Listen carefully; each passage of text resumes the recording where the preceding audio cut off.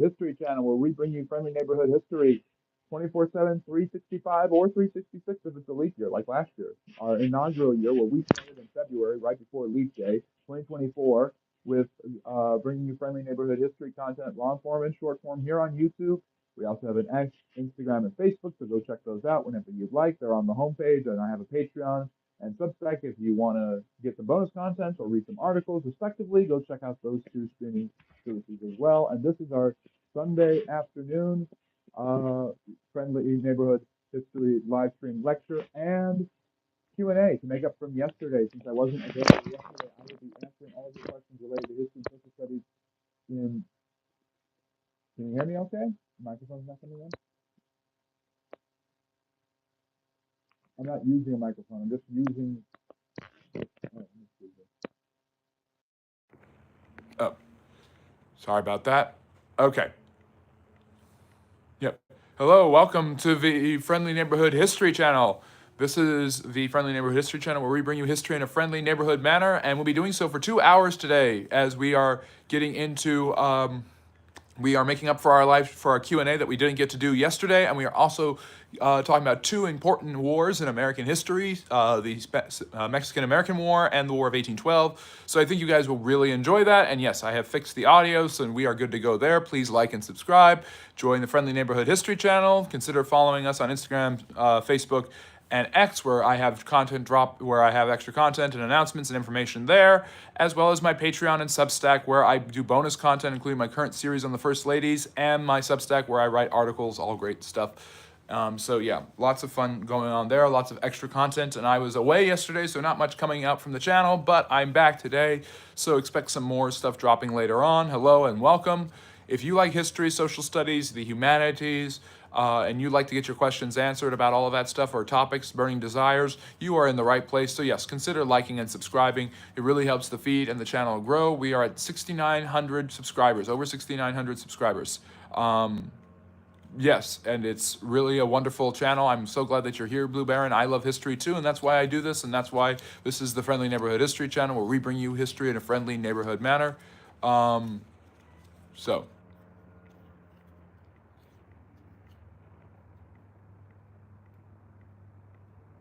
yeah, for the next hour, I will be answering all of your questions related to history and social studies. Hear it from a historian, History Hefner, with my dressing gown, smoking jacket in my new studio. And then after that, I will be doing two topics. I will be discussing the War of 1812 and the Mexican-American War. So we've got two fun historical topics that we will be discussing today. So I'm doing both my live stream lecture and my Q&A. So what's the issue, Harsinet?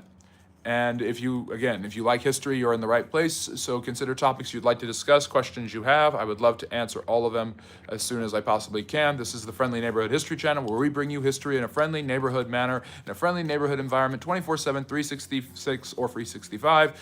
And we also have long-form content dropping every Monday and Friday at 8 p.m. Eastern Standard Time, including my most recent video about the symbols and mottos of both political parties. So check that out. That dropped Friday. Tomorrow I'll be doing a video about a significant, a one-sentence summary of each American president. So I think you'll really, really enjoy that. Yes, dressing gown, smoking jacket, bring on 7,000. And there's Simon the Bunny, our wonderful moderator. Rodolfo's here too. So my wonderful moderators will be holding down the chat, putting in the social medias, answering any questions you have related to the channel. But as you have questions about history and social studies for the next hour, I will be happy to answer them. And then after that, we're going to get into our two topics. So I'm really looking forward to it. That's really, really awesome. You're having a late night snack and the Friendly Neighborhood History Channel. Simon the Bunny, our UK from the UK. We've got people from all over the world who are friendly neighborhood historians. And being a friendly neighborhood historian is as easy as liking and subscribing. So we've got people from Norway and Finland, and we've got people from India and from the Middle East who come in and listen to the channel and give all sorts of suggestions. Of course, we're an American channel, but we've got people from our northern friend and neighbor, Canada. We've got people from Latin America who come by. It's really wonderful. In your recent content, you have been falsely choosing the cause of historical ideas and re-golden from random facts that are unrelated. So Harsinet, when have I ever done that?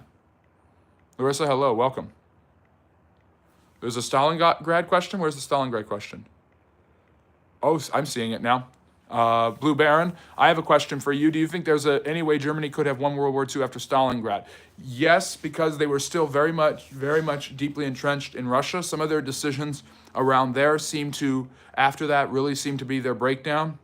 Their inability to realize that the Russian cause was lost and they should have just pulled back and created a bulwark in the Eastern European states. That could have easily curbed the tide.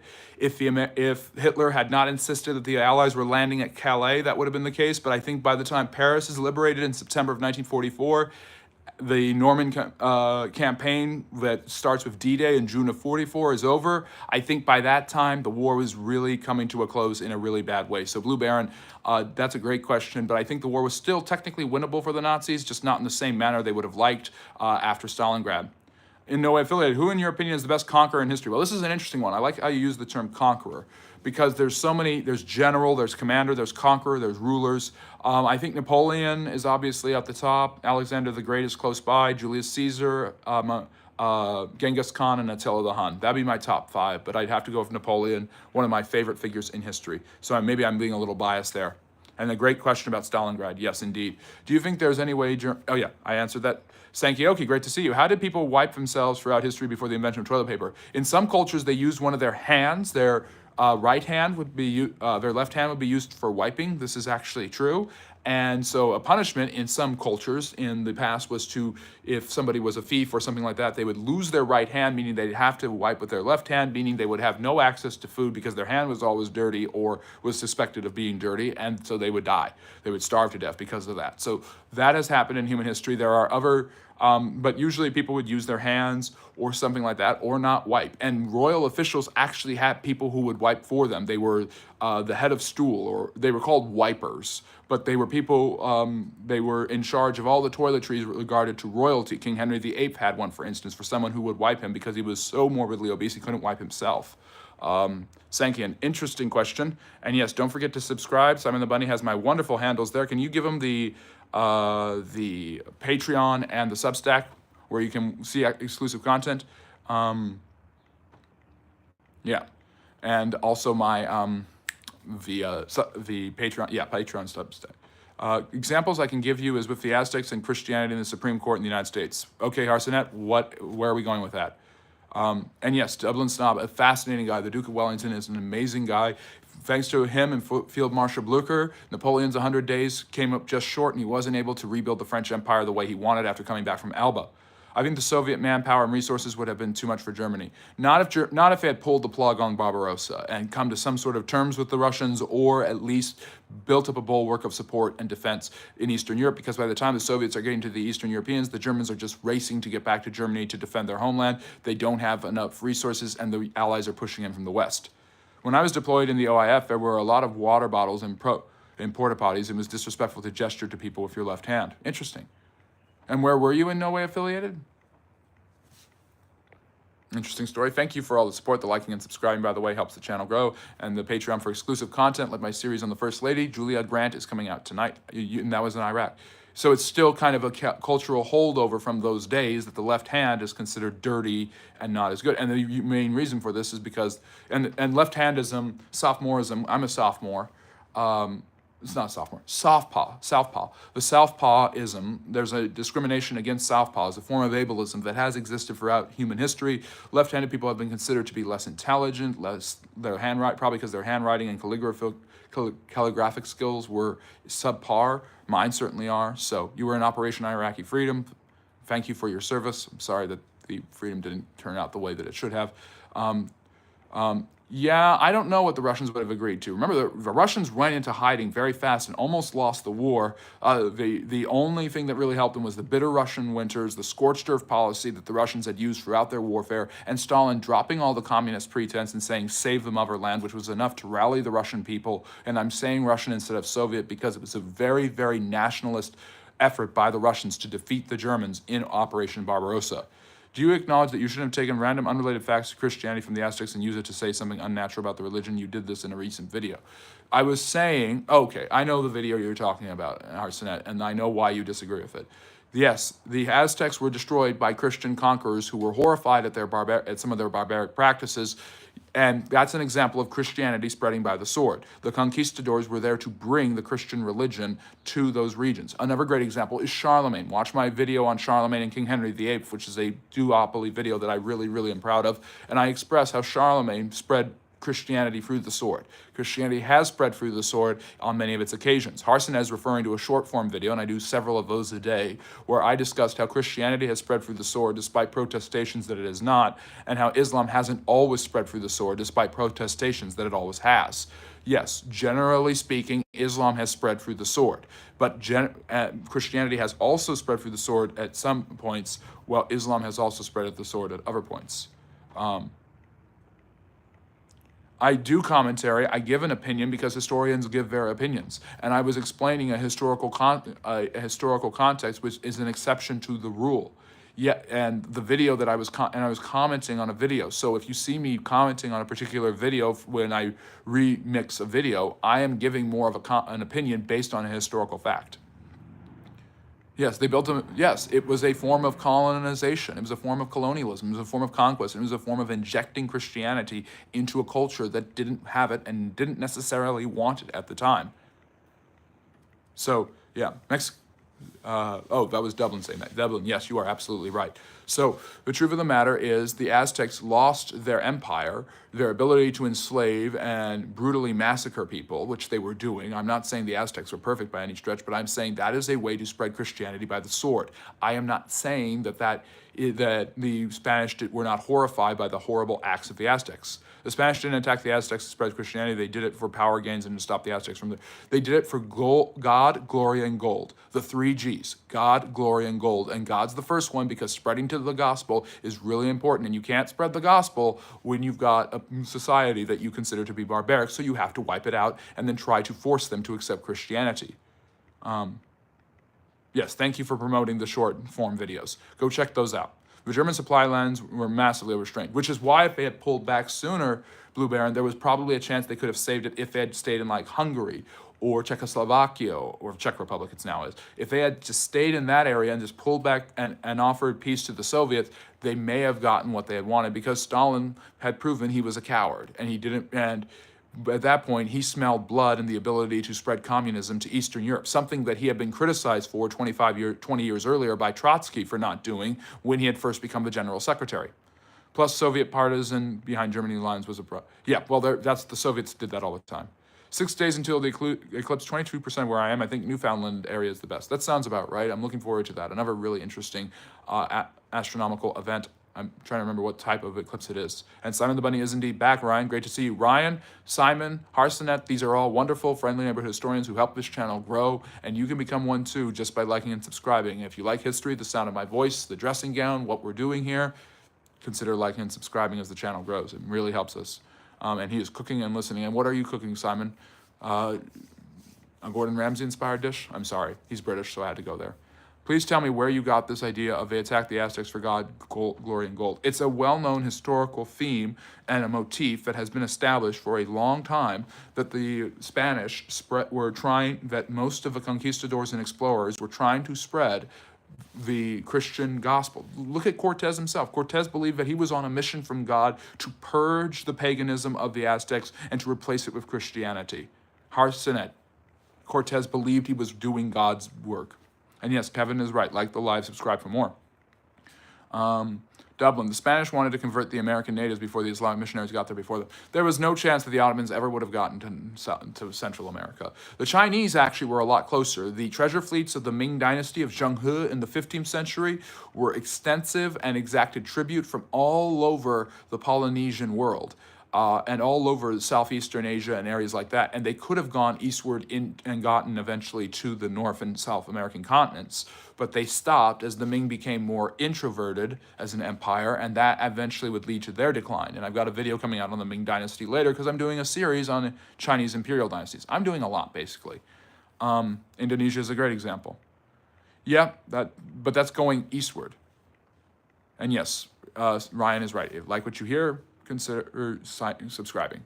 I think your theory would only prolong the war, but no way would it lead to a German victory. But I appreciate your answer. Yeah, Blue Baron, I appreciate your dissent and your perspective, as I appreciate Harsonet's and everything. And hey, Opinions are like navels. We all have them, and make sure to wash your opinions regularly. Anyways, so this is the Friendly Neighborhood History Channel, where we bring you friendly neighborhood history content in a friendly, neighborly manner. And for the next 45 minutes or so, I'll be answering your questions regarding history and social studies, the humanities, all of that great stuff. And yes, we are nearing 7,000 battalion subscribers for a battalion in the U.S. Mexican Army. Yes, we already have our Roman Legion. We are growing. The goal is, I think, I don't know what it is, 8,000 by summer, 10,000 by the fall, something like that. We are a growing channel, and we're going to keep growing thanks to you guys. Islam can spread a lot quicker than Christianity because of their methods. That's definitely true.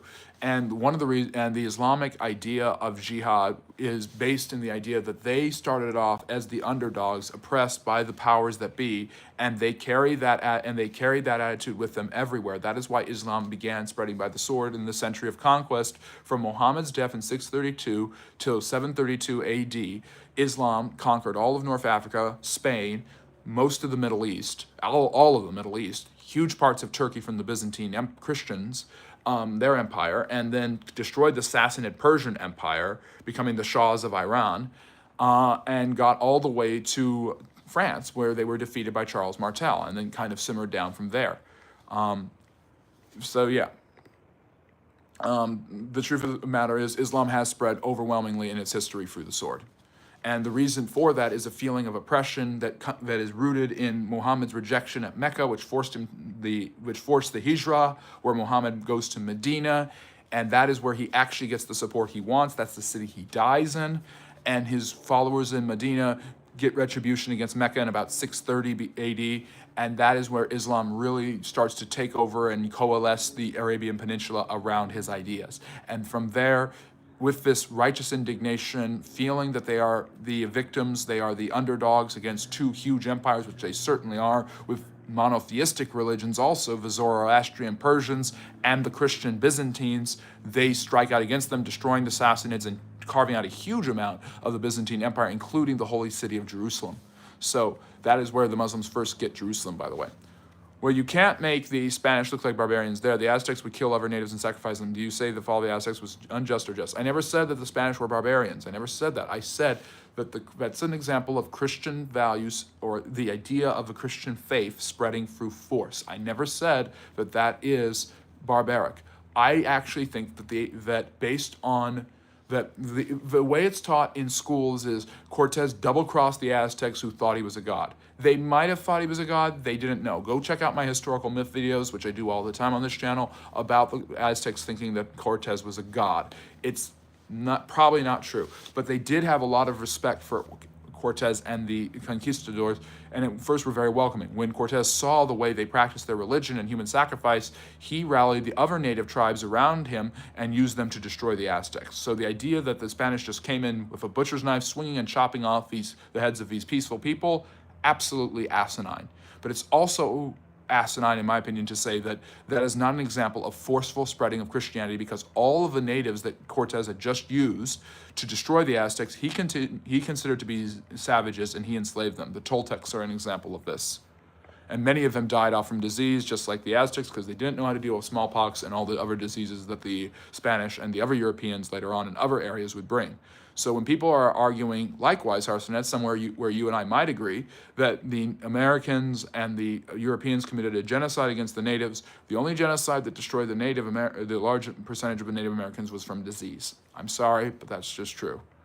Thoughts on Mark Carney as the current Prime Minister of Canada? We are heading for a federal election soon. Yes, and I like what he said. I really appreciate his ability to have an election and let the Canadian people speak their minds. He seems to be a very transparent and honest leader, from what I have seen.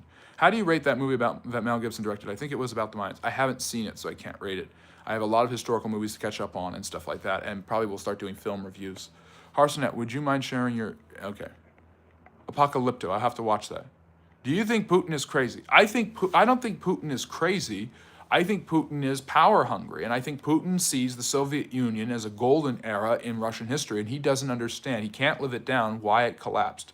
Many communists in the government felt that way, and that's why they tried to overthrow Gorbachev, because they believed Gorbachev had betrayed the party. Boris Yeltsin, who actually betrayed the party, is the one who was eventually democratically elected the president of the Russians. But Gorbachev believed that he was giving communism a better look by being a more open and not progressive, it's weird, being more open than previous leaders. The communist old guard wouldn't stand for that and try to overthrow him. And I think Putin is representing that opinion that Stalin wasn't that bad. We were powerful. We were strong. We beat the Nazis. We are the Soviet Union. And he's trying to revive its influence and power. He doesn't have the economic, military, or political power that the Soviets did, and he knows it, and he knows he's never going to live up to Joseph Stalin, who is his hero. And so I think he's trying to reclaim as much of the land and power. He is an oligarch trying to seize as much power as he possibly can in Eastern Europe. And I will say he feels double-crossed by the West, and there is some fairness to say that. When the United States was making disarmament deals with the Soviets, the promise was that none of the Eastern European satellite states would become members of NATO, which was created to keep the Soviets down. Then the Czech Republic, Hungary, and Poland joined. Then Ukraine is about to join. That causes alarm bells to ring in the Russian ears. The Russians have a very different attitude about this than the Americans do. If you want more information about that, go read my Substack article on Rasputin and the way Russians see situations and the way Americans see situations, because despite being a semi-European people, the Russians have a very different motif of viewing the world than Westerners. Despite the fact that Russia is huge, the ironic reason that it's huge is because they've always been terrified of the invaders. They've been terrified ever since the Mongol invasion set them backwards compared to their European counterparts. They have been terrified of the invader, whether it's the Polish in the 17th century or the Swedish in the 17th century, the Germans in the 20th century, Napoleon in the 19th century. Now they view the United States and Zelensky as an invader in the 21st century. It doesn't make a lot of sense, but it's attack or be attacked. The Russians invented the German concept of Lebensraum that the Nazis used. They didn't directly create it, but the Germans believed that there needed to be more space for all the land the Nazis had. They needed all the Germans to be unified in this huge amount of land. They needed living space. The Russians really were the first ones to do Lebensraum. Everything that's been done in history, we say happened once, has actually happened multiple times. There have been 2 Cold Wars. Russia's been involved in both of them, by the way. And there have been 2 attempts at Lebensraum. Russia's been involved in at least one of them. And there have been 3 world wars, and Russia's been involved in all of them. There are not 2 world wars, there are 3 world wars. So, yeah, I think Putin is crazy. Not exactly. I think he's power hungry. What do you think of the conquest on the Qurayshis in Mecca? It is interesting to read the Islamic account of it claiming victimhood.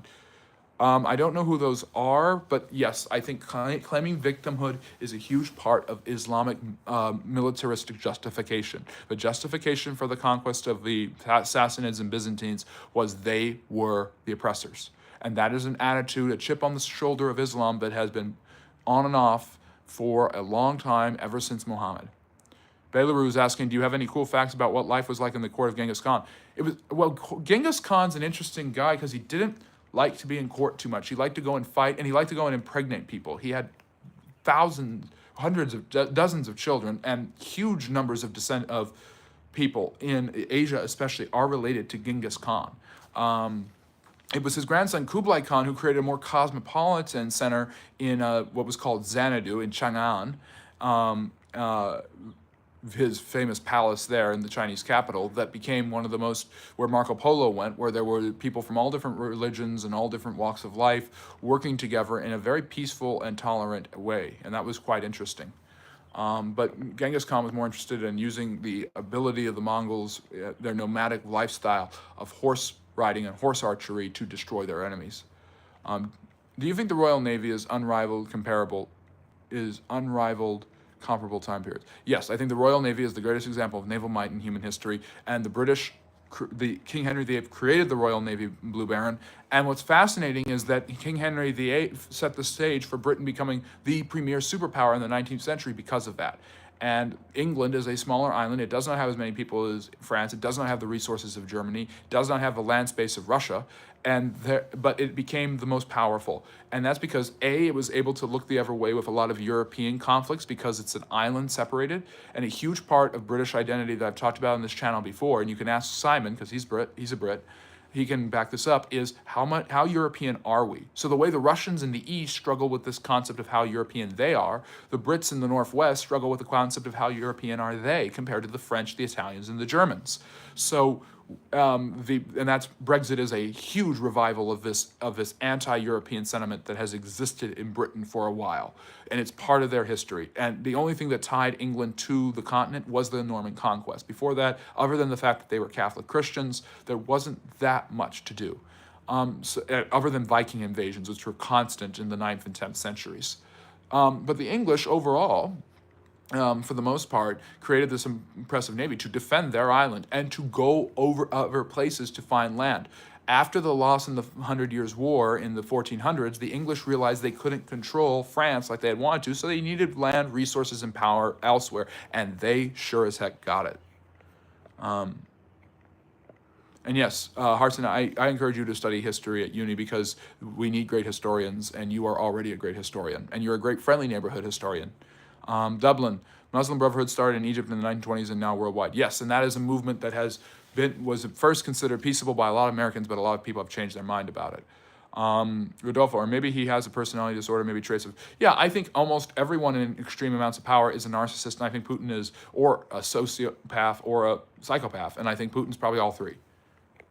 Hey, CCC, great to see you. Thank you for joining us. CCC, another great friendly neighborhood historian.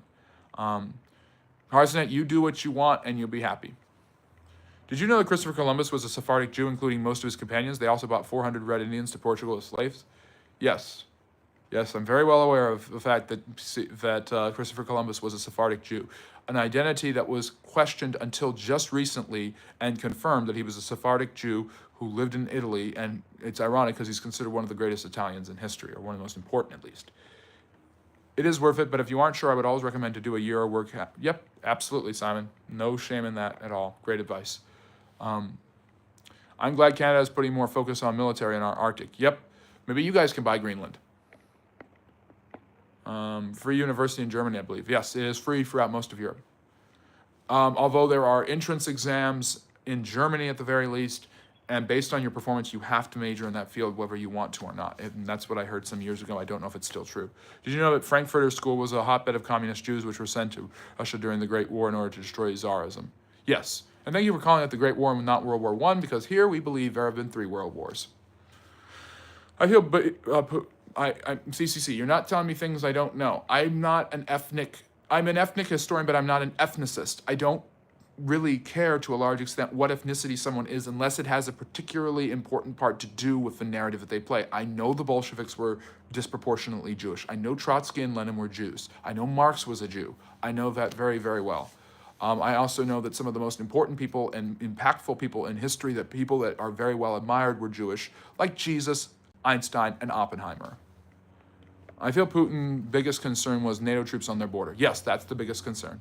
Do you believe the Spanish destroying the Aztecs was just or unjust? I don't think any war is really just, but after seeing what they were doing, I understand it completely what Cortez did.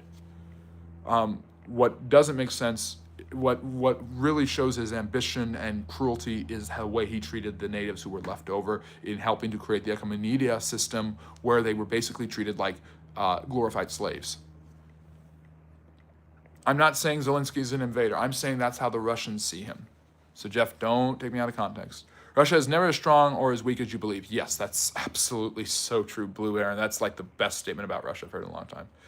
And yes, if you want to understand a little bit about the Ukraine-Russia border issue and maybe inspiration for how it can get better, look at my article from Substacks. Thank you, Simon. AI, great to see you. How are you? I'm very good.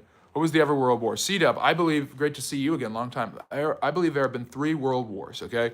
The French-Indian 7 Years' War in the 1750s and early 60s was the first world war because it involved a bunch of different continents, a bunch of different people groups, their colonies, and native peoples.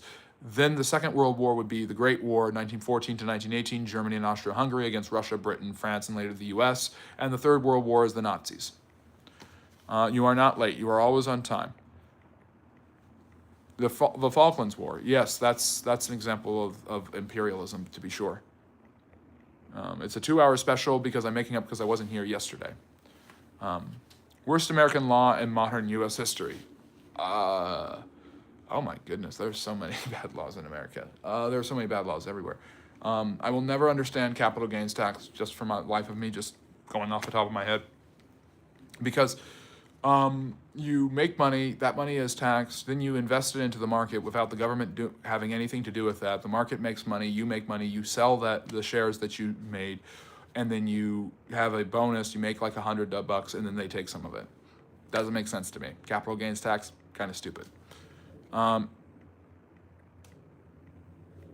Yeah, that's true, CCC. Genghis Khan wasn't so much impregnating as he was taking advantage of. That's fair. Yes, but we are so glad to see you, Simon.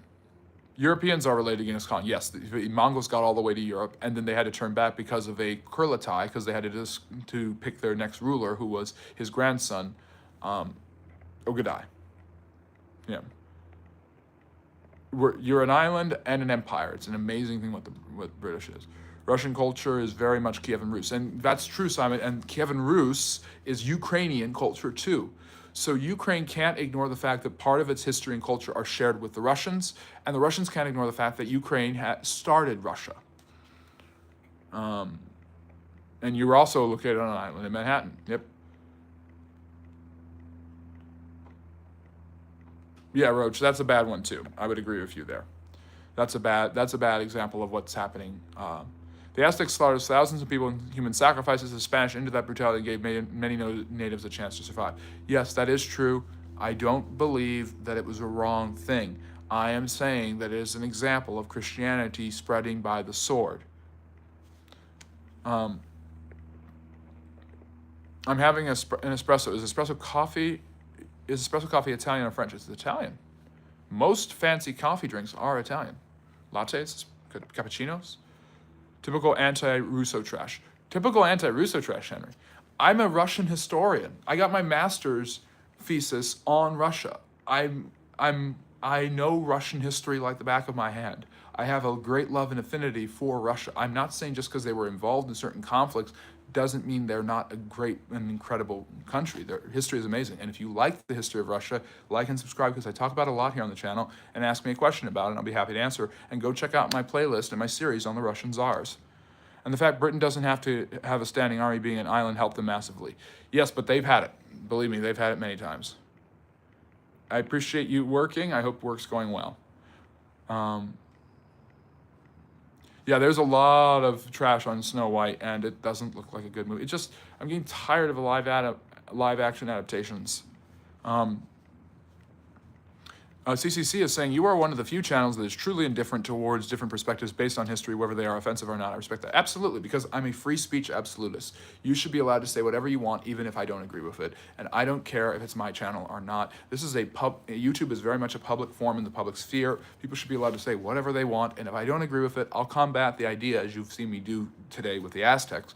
But I'm not going to say, you can't say that on this channel. How dare you? Yes, thank you, CCC. I appreciate that. YouTube censorship is stupid. Okay, that probably is going to get me censored if we ever hit big. What was the First World War? Blue Baron, you just heard me explain it. Anyways, I don't have a lot of time today. I felt left to like. Oh, take care, CCC, if you're watching this later on. Yep. I'm not doing that, Harsonet. Rodolfo's been trying to get me to dance for a while, and I'm not. Technically, Argentina is a relic of empire, and so Falklands is not imperialistic as well, right? That's fair. Argentina was controlled by the Spanish, though. I don't know when the British got the Falkland Islands. Have you read On Jews and Their Lies? That is Martin Luther's book, his last book he ever wrote right before he died. He wanted synagogues burned, businesses destroyed. He hated that Jews had rejected his version of Christianity, just like Muhammad hated that Jews rejected Islam, believing they would accept Muhammad as their last prophet, and given their somewhat shared history as Abrahamic religions. But no, the truth of the matter is I have not read that book, but it has been extremely influential in German and anti-Semitic societies, and the Nazis made sure their pastors were reading it. I wish we would get rid of income tax and just have a consumption tax. Well, that would be a flat tax. That's kind of where it's going. What religion do you think will come out on top in the next century in Africa? Islam or Christianity? That's going to be an interesting battle, because Islam has a predisposed advantage in most of Africa, but Christianity, Anglicanism, and Catholicism are growing strongly in those areas. So I think it's going to be a back and forth between them. It's going to become a melting pot, or it's going to become a war zone. Yeah, there are VAT taxes in America. There are excise taxes, slaves taxes. Jeff, it wasn't peer reviewed, other than, of course, a professorial review. Are Poles and Russians more? It wasn't a published article, I will say. Are Poles and Russians more closely related to Asians? Also, could you explain the term admixture as it relates to DNA? Russians a little bit more so than the Poles. The Poles are a distinct ethnic group, and they are predominantly Slavic. So the Slavic peoples are different entirely than Western Europeans, other than the fact that they are considered to be white. But for a long time in human history, most Europeans who are considered white today, Italians, Irish, Eastern Europeans, weren't considered white. Whites were Anglos, and the Spanish weren't considered to be white either. But then, interestingly enough, in the United States, Hispanics for a long time were considered to be white because of their Spanish origins of their countries, and Portuguese in the case of Brazil. But the truth of the matter is, the Russians have more Asiatic blood in them than the Poles do. That doesn't, but still, they have mixtures of Finns and Croats and Slavs, Turkic groups who are technically Aryan, which are also white. So yeah. An admixture. I believe admixture is the reference to DNA that is ethnically biracial.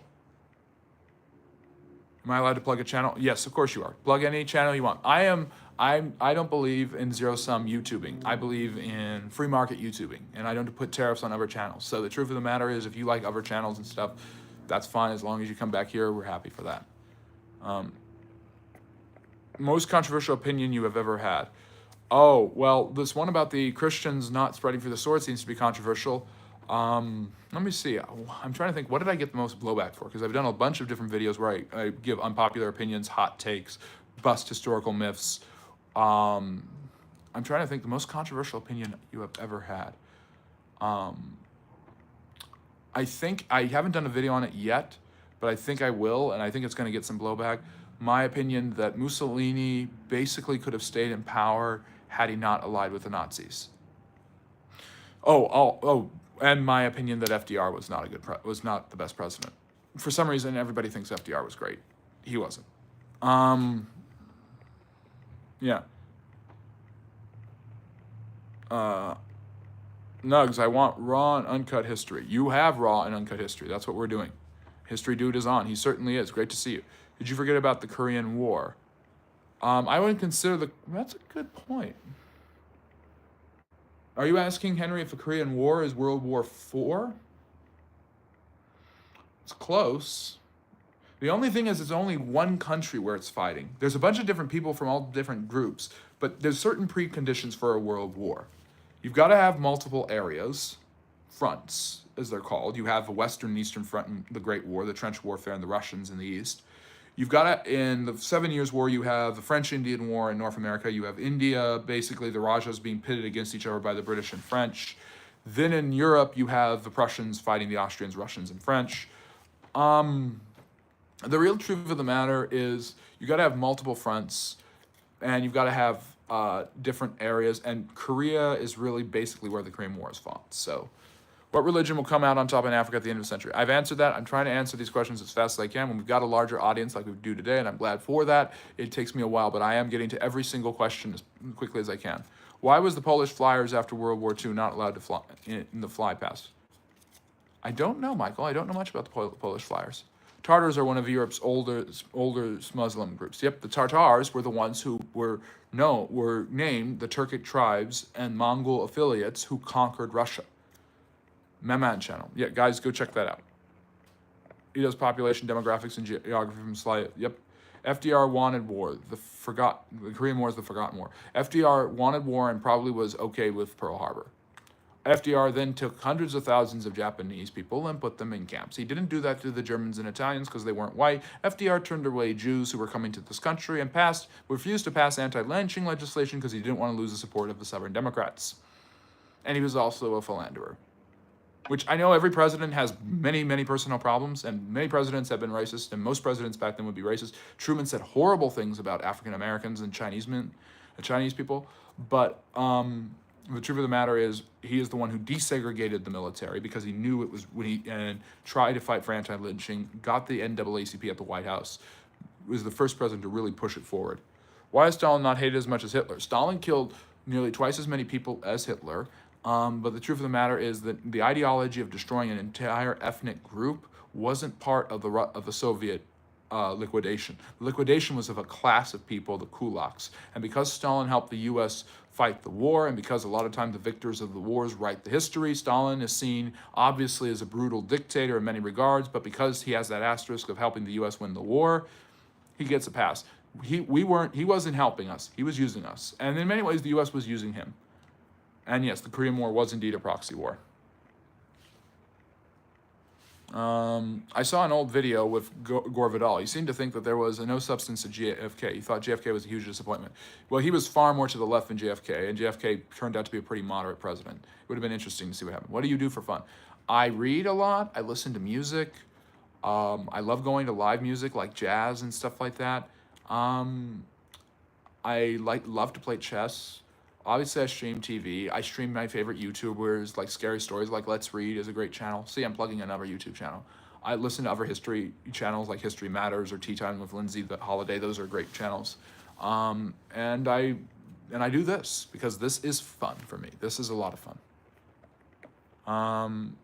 I wouldn't necessarily agree. And I appreciate you being on the channel, Michael. So good to see you. If you don't like FDR, then do you not like LBJ as well? No. Because everything I just said about FDR, except for turning away Jews who were sent back to Europe and died in the Holocaust, could be applied to LBJ. But I don't like, I know those are two Democratic presidents. I don't like Nixon. I don't like George W. Bush. There are a lot of, I don't like these presidents personally and as a historian. Do you agree the Great Society sucked? I think it's a noble intention, and I think it's a good intention, and unfortunately the path to hell is indeed paved by noble intentions. So I think there's a lot of good that came out of it. There's a lot of bad that came out of it. It's interesting. I just finished a book on the presidents. I like George H.W. George H.W. Bush was a good president and is often considered the best, and that's what this book says, is often considered the best for one-term president in U.S. history. I don't think that. I think it's William McKinley, but he had 2 terms technically, so maybe it's James Polk.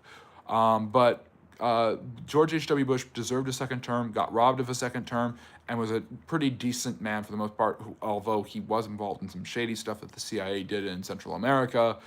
And obviously the Bushes have a political family clout that really is getting more and more of a corrupt reputation these days with everything that's coming out. But I think that George H.W. Bush was a good president. I don't like George W. Bush. I think George W. Bush is the Republican equivalent of Jimmy Carter. Good ideas, nice guy, doesn't know how to be president. That simple. It's my feelings that Germany was defected before D-Day, since the war in Europe was only 11 months. That's fair. I don't disagree with that fully. But I do believe the war was really, the death nail was the Allies winning the Norman campaign. If there were another world war, where would the actual fighting occur? I'm guessing somewhere near Taiwan is the location. Many different places, T-Love. I'm saying, there could be, most world wars start when a small power upsets a slightly bigger power, and that's how the Great War started. Serbia upset Austria-Hungary, with Franz Ferdinand being killed. If Israel really gets into Iran's craw, then that could cause a war in the Middle East, which could lead to the U.S. getting involved, which could lead to the Russians sending aid, and maybe even China as well. China wants Taiwan. North Korea wants South Korea, and Japan, it feels they're at risk too if that happens. And of course, Russia and Ukraine.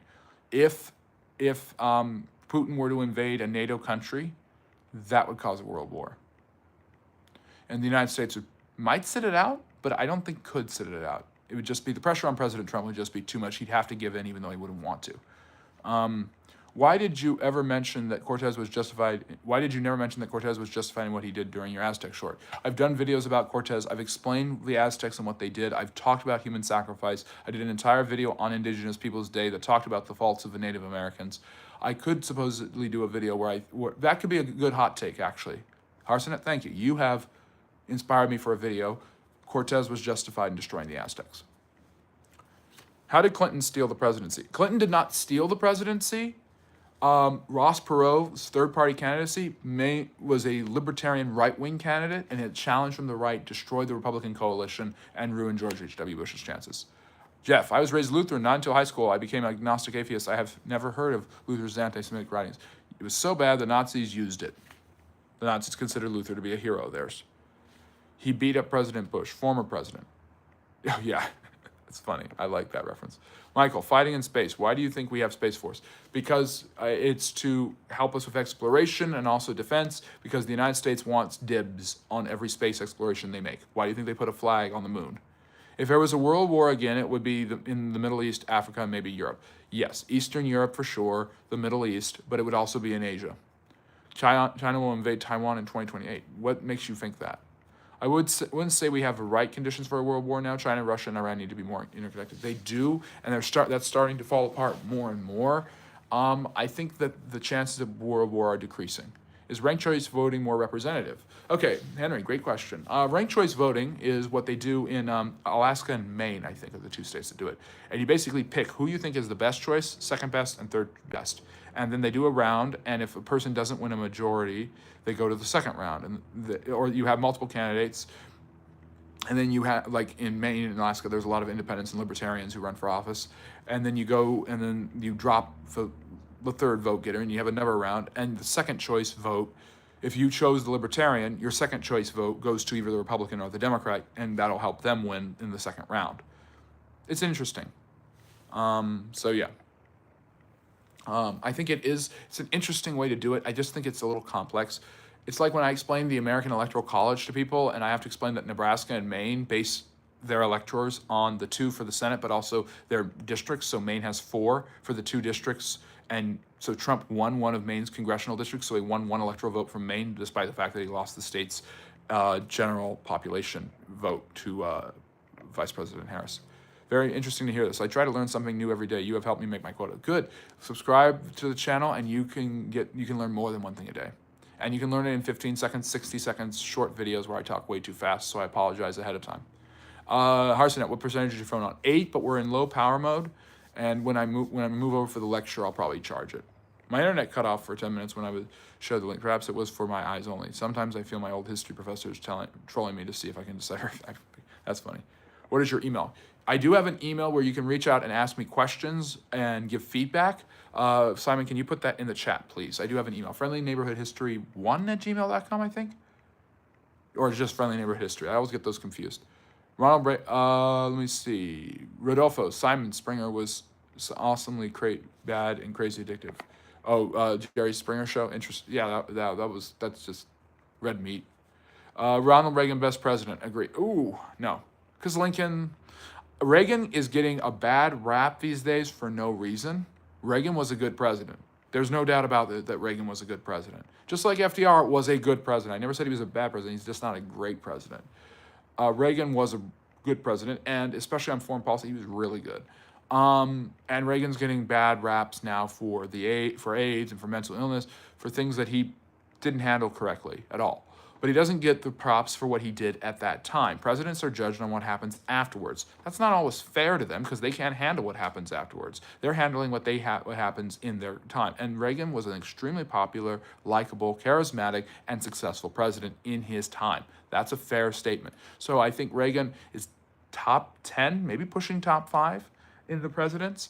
But I think my top 5 are Lincoln, Washington, Theodore Roosevelt. That's tough because Jefferson's close by. Jefferson probably after that. That 5th spot could be Reagan.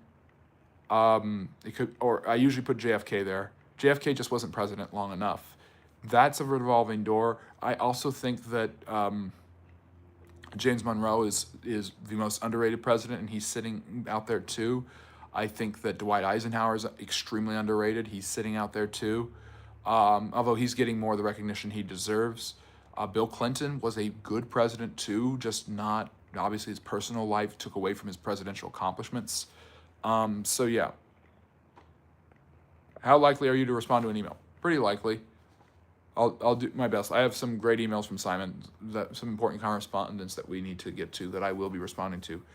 What do you currently find yourself reading the most, fiction or nonfiction? I read both at the same time. So I'm reading Tolstoy's Anna Karenina. I'm also reading, I just finished a book on the president. I'm rereading, I'm going back to Lucy Wooding's book on Tudor England. Do you think Nancy was the real president? No. I think Joe Biden had more to do with Joe Biden's presidency than Nancy had to do with Ronald's presidency. Warren Report. Yeah, the Warren Commission was assembled by President Lyndon Johnson, led by California Senator and later Supreme Court Justice Earl, or was he the Supreme Court Justice then? By Earl Warren. He was Supreme Court Justice.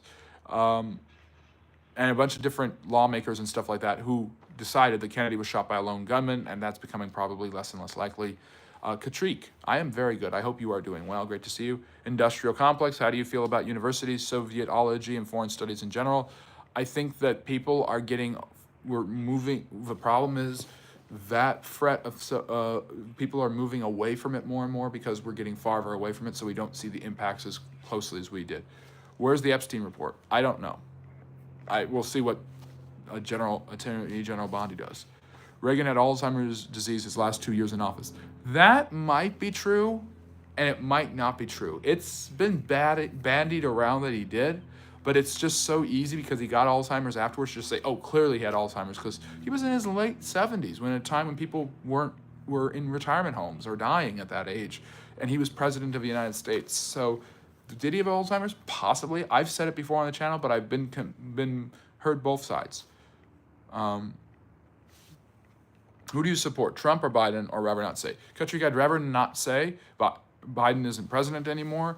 I'm an American historian. I give an objective perspective as possible. If you want to hear me talk about politics, you should check out my some of these live streams I talk about. I talk about geopolitics because it's all related to history. And I knew the 2024 presidential election was going to be historic, so I have a series on that where I did weekly updates about what was going on with the Harris-Walz versus Trump-Vance campaign.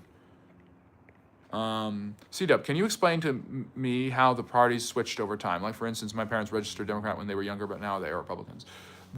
Parties switch and change over time. They don't change overnight. The Southern strategy myth of the 1960s is just that. It's a good historical myth. It will get me in a lot of trouble, but it's true that the Republicans didn't automatically become the anti-black party, and the Democrats didn't automatically become the black-loving party because of the Civil Rights Act. That's not true.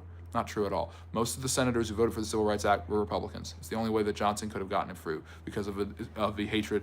The parties change their perspectives over time. The Republicans used to be the tariff party, then they became the free market party. Now they're back to tariffs.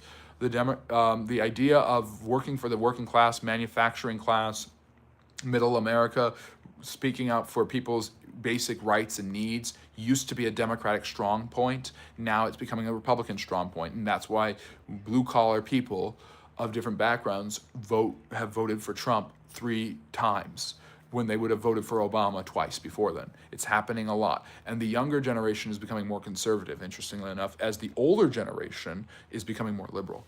Thoughts on my best presidents list. 1, Calvin Coolidge. Coolidge is underrated, to be sure. Interesting guy. Really good moral guy, by the way.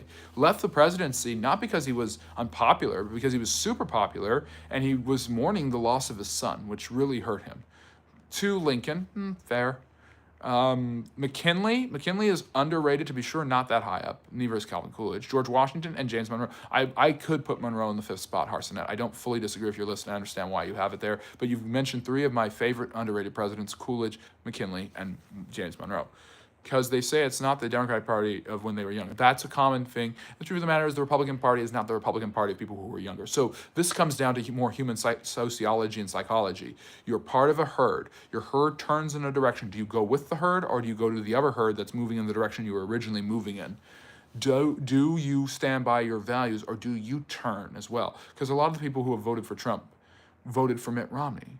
And Mitt Romney and Trump are so different. But it's the same thing for the Democrats. People pretending that it's just Trump who's changed everything. This was already happening. Barack Obama was significantly more liberal than Bill Clinton. And Joe Biden was more conservative than Barack Obama, but he governed to the left of Barack Obama when he was president. The Democratic Party has changed. They've embraced more socialistic elements. The Republican Party has embraced more nationalist and isolationist elements. It's a very interesting complex.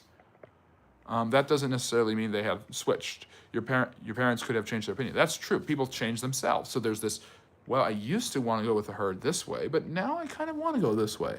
Or it's like, oh, I've been going this way and I'm not going to change. So it's up to people. It almost goes down to the individual on a case-by-case basis. Khan Ilgudin. I will check that out. That's a great name. Harry Turtledove is the guy I always go to for historical fiction.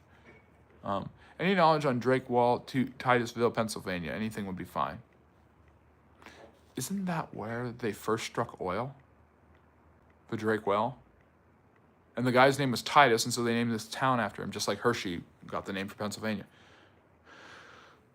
They felt the same way. Yeah, there is a lot going on. And I did a live prediction on the 2024 election. I did a results of the election, so go check out those 2 videos. And my tomorrow video, I drop a video every Monday and Friday at 8 p.m. Eastern Standard Time. My tomorrow video is a 1-sentence summary of each president. So Harsonet, if you want to know what I think of Calvin Coolidge exactly in a succinct way, go check that out tomorrow. But I did a video on President's Day about talking about the one good and bad thing about each president. So that'll be a fun video tomorrow. I'm looking forward to making that. Cut Trink. Bro, you'll make up for a nice politician. Keep up the hard work. You'll get successful. I don't want to be a politician. I want to be a historian, but thank you. What do you think of Michael Hudson, specifically his thoughts on Doge? I don't know what his thoughts on Doge are. A historian predicts the 2024 presidential election. Can you put the reaction to the election video that I have there?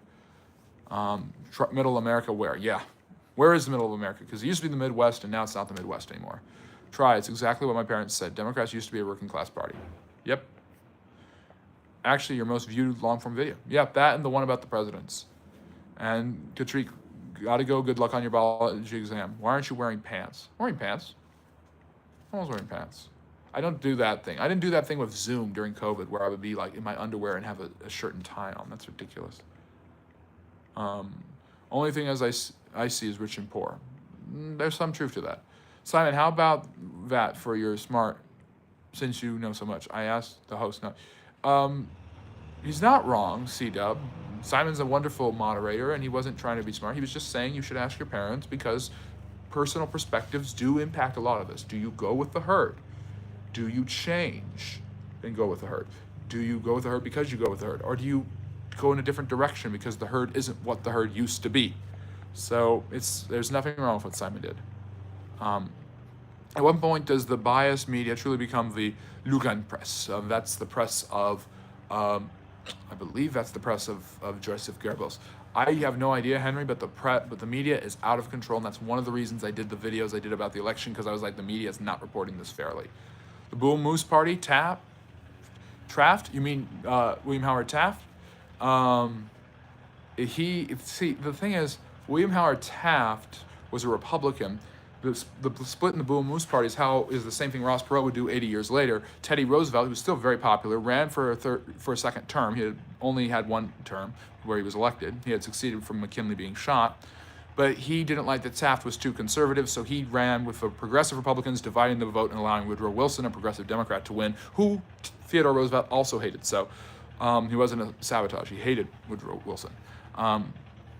He called the Bull Moose Party because they said he was like a bull moose. A surprise, to be sure, but a welcome one. And my other wonderful moderators here. Remember to like and subscribe. Explore the past with us. From ancient empires, yep. Beautiful advertisement, Simon. That's going to get the pin message of the day. I used to be a Democrat until they supported the Iraq War. Please correct me if I have it wrong. The Republicans were the ones who really pushed it. The Democrats generally supported it, too. You said about a few streams ago that the United States, especially with younger generations, are becoming more libertarian. I see it cool that Protestantism is becoming the largest denom, similarly. It's actually Catholicism is the largest denomination in America. Do you think a lot of politicians are corrupt? Yes. Show us you are wearing pants. When you shifted, I saw your white legs. Yes, that's because the pants are shorts, or shorter. But there they are. I did ask them, and they said it was because it used to be a work. Fair enough. Simon's a great guy. I agree with that. Always look forward to them too. Yes, he is very sensitive. And this is History Hefner, and that's Simon, my history bunny, and so this is the Friendly Neighborhood History Channel, and we're going to transition out of the Q&A in a couple of minutes so that I can talk about two interesting historical topics, the Mexican-American War and the War of 1812. Salmon pink, very nice. When has the UN stopped armed conflict? You said it, not me. And I am going to do a lecture today. We're coming up on that in a minute. So we'll take a few questions, and then we're going to move into the lecture portion. Are you 28? Am I? Catch you next time, C-Dub. Great to see you again. I think you should do a lecture on ducks and why they are awesome, Marson. When they're cooked properly, they're awesome. I eat a lot of duck. The lectures on the War of 1812 and the Mexican-American War. But if you've got to go, you can go and watch it in my live categories later on. Thomas More. What about Thomas More, M?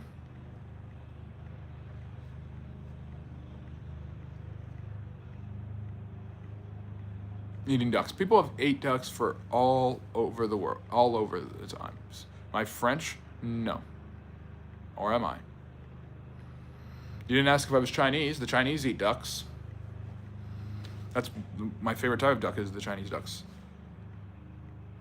Oh yeah, I like that. That's funny.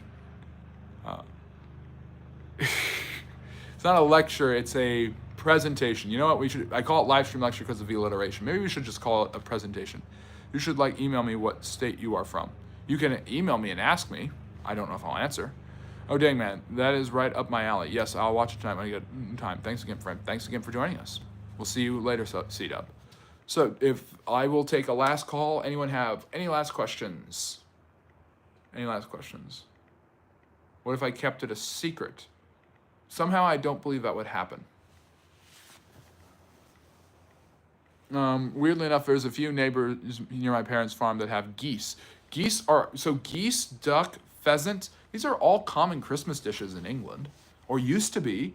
If you've ever watched or read The Christmas Carol, you know this to be true. And if you like The Christmas Carol and you like audiobooks, I have because it's public domain, I did a reading of The Christmas Carol, all 5 parts, over the holiday season during the 12 days of Christmas. So go check those videos out. Yep. Go check out those videos. They're like 30 minutes each. That was a lot, but it was fun to do. I enjoyed it. Canadian geese are pretty cool. I can imagine they do. You do like audiobooks? Well, then you'll like that. It's not professional, but it's nice. It was fun. I really enjoyed doing that. That was a fun way to spend my holidays because I got to learn the history of Charles Dickens' classic and go over each part of Christmas Carol from the beginning to the end and the transformation of Scrooge. It was a special bonus thing. And if you like reading and you like the sound of my voice, I read poetry. I forget which poet I read, but I read him on my Patreon. Yeah, so we're gonna move on to the War of 1812, and I'm gonna move over here so I can start charging my phone because I'm at a whopping 4%. Any Mexican-American war book recommendations? Not off the top of my head. I haven't read that many of them. More of my knowledge comes from just general knowledge that I've researched. History Matters has a really good video on it. And by the way, this is the new studio. We've been relocated, and we're enjoying things here, so all of that stuff. And thank you. Intro and Stave 1. Can you put all of the staves there, please? That would be great. I tell the story of Charles Dickens. I also do Once Upon a Christmas. What is it? 'Twas the Night Before Christmas. Simon, if you could do those that would be very, very good. I appreciate you so much. Okay, or M if you're still here. M was asking about Thomas More. He is the Harsonet. I don't need to debate anyone. I'm debating you, and it's going well for me, I must say. But M, my wonderful moderator, was asking about Thomas More real fast. Thomas More was the English chancellor and aide to King Henry VIII, who was one of his closest friends and was an intellectual, a philosopher, much like Henry himself. And he wrote a famous philosophical writing. He was a humanist philosopher common during that Renaissance period. It's called Utopia, in which he questioned the moral foundations of society. And he was an ardent and devoted Catholic, and he thought Henry VIII was too, and he kind of was. But then he broke from the Church of England, declared himself the head of the Church of broke from the Church of Rome, declared himself the head of the Church of England, the Anglican Church, and Thomas More protested, lost his position, refused to approve of the king's behavior, was tried for treasonous heretic, and was executed. I think he was beheaded.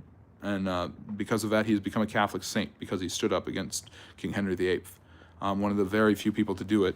Well, not one of the very few people to do it in Henry VIII's mind, but one of many to do it, to supposedly do it and then lose his head. It was the night before Christmas. I'm so sorry, Simon. I didn't mean to make you sad by bringing that up. It's such a beautiful story. And I learned so much because I did an entire video on the history of Christmas and all of its traditions and stuff like that. And I talk about in that video where I read that 'Twas the Night Before Christmas, I talk about the inspiration for it and the guy who wrote the story. So it's really cool stuff. But anyways, so I'm going to go in chronological order here. There were 3 wars that America fought in the 19th century that kind of get overlooked. The main one that everyone focuses on is the Civil War, which is funny to me because I wrote a Substack recently about how England has had a bunch of civil wars, a lot more than the Americans have, and everybody focuses on the American Civil War. And yes, hug the bunny, pet the bunny, show love to the bunny. He's a great moderator. Hello, Harry. Great to see you. You joined us just in time for the live stream lecture, and we just did an hour of Q&A and Ask Me Anything. So if you have a question, maybe at the end I can answer it for you, depending on how this goes. But in American history, there have been 3 major wars in the 19th century that are really important to the development of America that aren't talked about that much, and that is the War of 1812, the Spanish-American War at the end of the century, and the one in the middle, the Mexican-American War. I'm going to talk about the first and the third. Yes, I've heard about that, Harson. It's quite interesting what's going on in Britain. But the War of 1812 is America's first major war that they fight as a country after the American Revolution. And it's the first time a president ever gets a declaration of war. James Madison gets it in June of 1812. He asks Congress for a declaration of war. So in the way the American system works, despite the fact that the president is the commander-in-chief, he can't just go to war on a whim. He has to get congressional approval, and usually he asks for a declaration of war, and Congress can give it to him or not. Congress does give it to him. Madison is under extreme amounts of pressure from a group of people called the Warhawks, young rising politicians like Henry Clay, who is probably the most important American politician never to be president, by the way. Henry Clay is the great compromiser. He comes up with the Compromise of 1820 and the Compromise of 1850. He runs for president like 3 times. He's basically the foundation and cornerstone of the Whig Party. Really fascinating guy. Oh yeah. Oh, when you said tariffs, I was thinking now. Yeah, that was in 1806. Good point. Yes, Harry. Once again, reciprocal tariffs. They're happening everywhere, and they happened everywhere. That's the continental system for you. Harson, the continental system was how Napoleon was already boycotting and tariffing the British. So, fair stuff. But anyways, that actually is directly related to what is happening here. So the War of 1812 really happens because from the start of U.S. presidential history. In the early 1790s, in the wake of the French Revolution, everybody feels that they can pick off pieces of French land and influence in Europe. France has a lot of land and a lot of population, and people feel that they can take advantage of this. The Austrians, the Prussians, and the British are the examples of this. They also feel a duty to put the Bourbon line back on the French throne, particularly the Austrians, because Joseph II is the brother of Marie Antoinette. He dies in 1790. But still, the Austrians and the Prussians are very, very convinced that they need to put the Bourbons back on the throne of the French. So they go to war with the French Republic. And the army of the French Republic in the 1790s eventually is led by a man named Napoleon Bonaparte. That's when he enters history. So these really powerful, so the French and the British are fighting as well because they hate each other. And basically there's war not just on land, but on the high seas. And these wars that will eventually become known as the Napoleonic Wars start in the 1790s before Napoleon's really even in the picture. And and in the late 1790s, it really spreads to the Americans because they start their trading ships start getting hijacked by both the British and French. Their sailors start being taken. And they start losing their supplies. It interrupts New England commercial shipping, and New England relies on shipping at this time as it's a growing manufacturing center in Northern America. And it hurts the American economy, it hurts national pride, and basically, especially the British, will take sailors. They will say they were originally British-born citizens, and they will steal them in what's called impressment. Yep, thank you, Simon. So the impressment system by the British, the French taking their ships, stealing cargo, stealing sailors, interrupting trade, is disturbing the American economy, and it's disturbing America's sense of national pride. Basically, these two eldritch nations who are fighting with each other are basically trying to bully the young nation, thinking they won't do anything in reciprocation. And this really comes to the desk at the end of George Washington's presidency, and he chooses neutrality. He urges his followers and the American people in his famous farewell address to choose neutrality, that it is the best option for safety and peace in America going forward. Washington leaves, turning it over to his vice president, John Adams, who will serve as president from 1797 to 1801.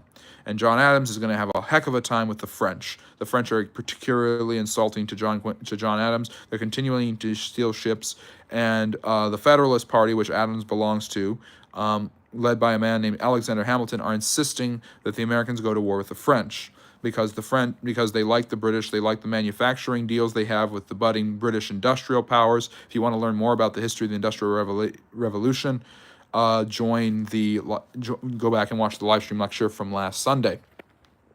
But basically, the British and the French are taking sailors. The French really look like they're in bad shape. So Adams sends diplomats to the French to try to negotiate with them. The French try to bribe them. And this becomes known as the XYZ affair because their names are not given. The press goes wild about this. Hamilton and the Federalists make a stink demanding that Adams basically goes to war. Adams does not want war with France. He does not think the United States can win a war with France. He does not want to side with the British in this conflict.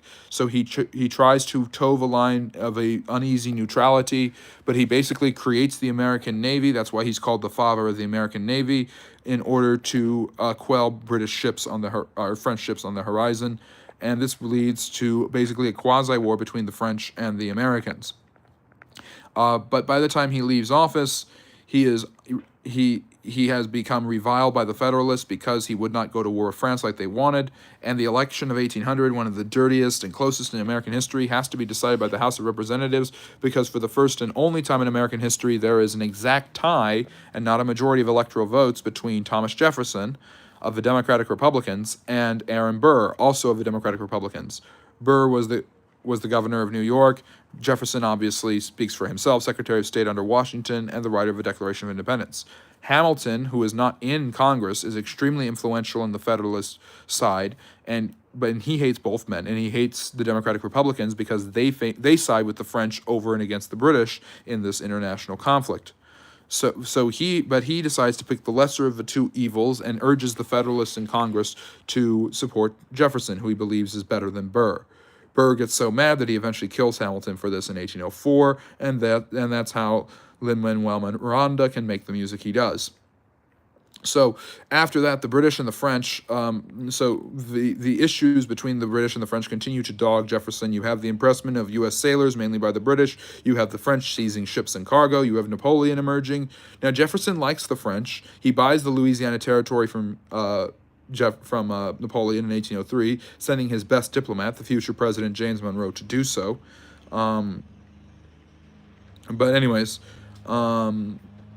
So it looks like Jefferson will want to help the French.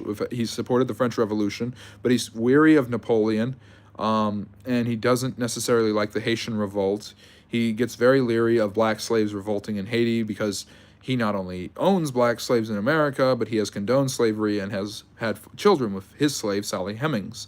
So Jefferson becomes more and more leery of both sides as the years go on, and in 1807, with trade being interrupted, Jefferson decides to do the best thing he possibly can and punish everybody. He makes the Embargo Act, and the Embargo Act says there's no trade with anyone, Britain or France, or anyone else for that matter. This destroys the New England economy, sending the U.S. into an economic tailspin, but Jefferson hopes that this is what will salvage this, and they won't have to worry about the war between France and England anymore. This is probably the worst decision of his presidency, and why I can't necessarily put him in the top 3 of presidents ever, because he makes this terrible decision. Jefferson leaves office a couple years later and leaves it to his handpicked successor, his best friend, Secretary of State, and the future co-founder of the University of Virginia with him, James Madison. Madison wrote the Constitution, or most of it, and feels like Jefferson a sympathy for the French. However, he doesn't want war. He knows better, and he thinks this has gone on far too long. But a new rising faction in the Democratic-Republican Party hungers for war with the British. The Hawks, as they are known, pressure Madison, and eventually, at great duress in 1812, he agrees to ask Congress for a declaration of war against the British. The French, Napoleon, meanwhile, is invading Russia, and things are starting to wrap up for him. By the end of the War of 1812, the war between the French and the British will have subsided, ironically, because what was the point of that? Although Napoleon will come back and start another war that doesn't go anywhere and will be defeated at Waterloo, like I was talking about earlier. See, history is all connected to it.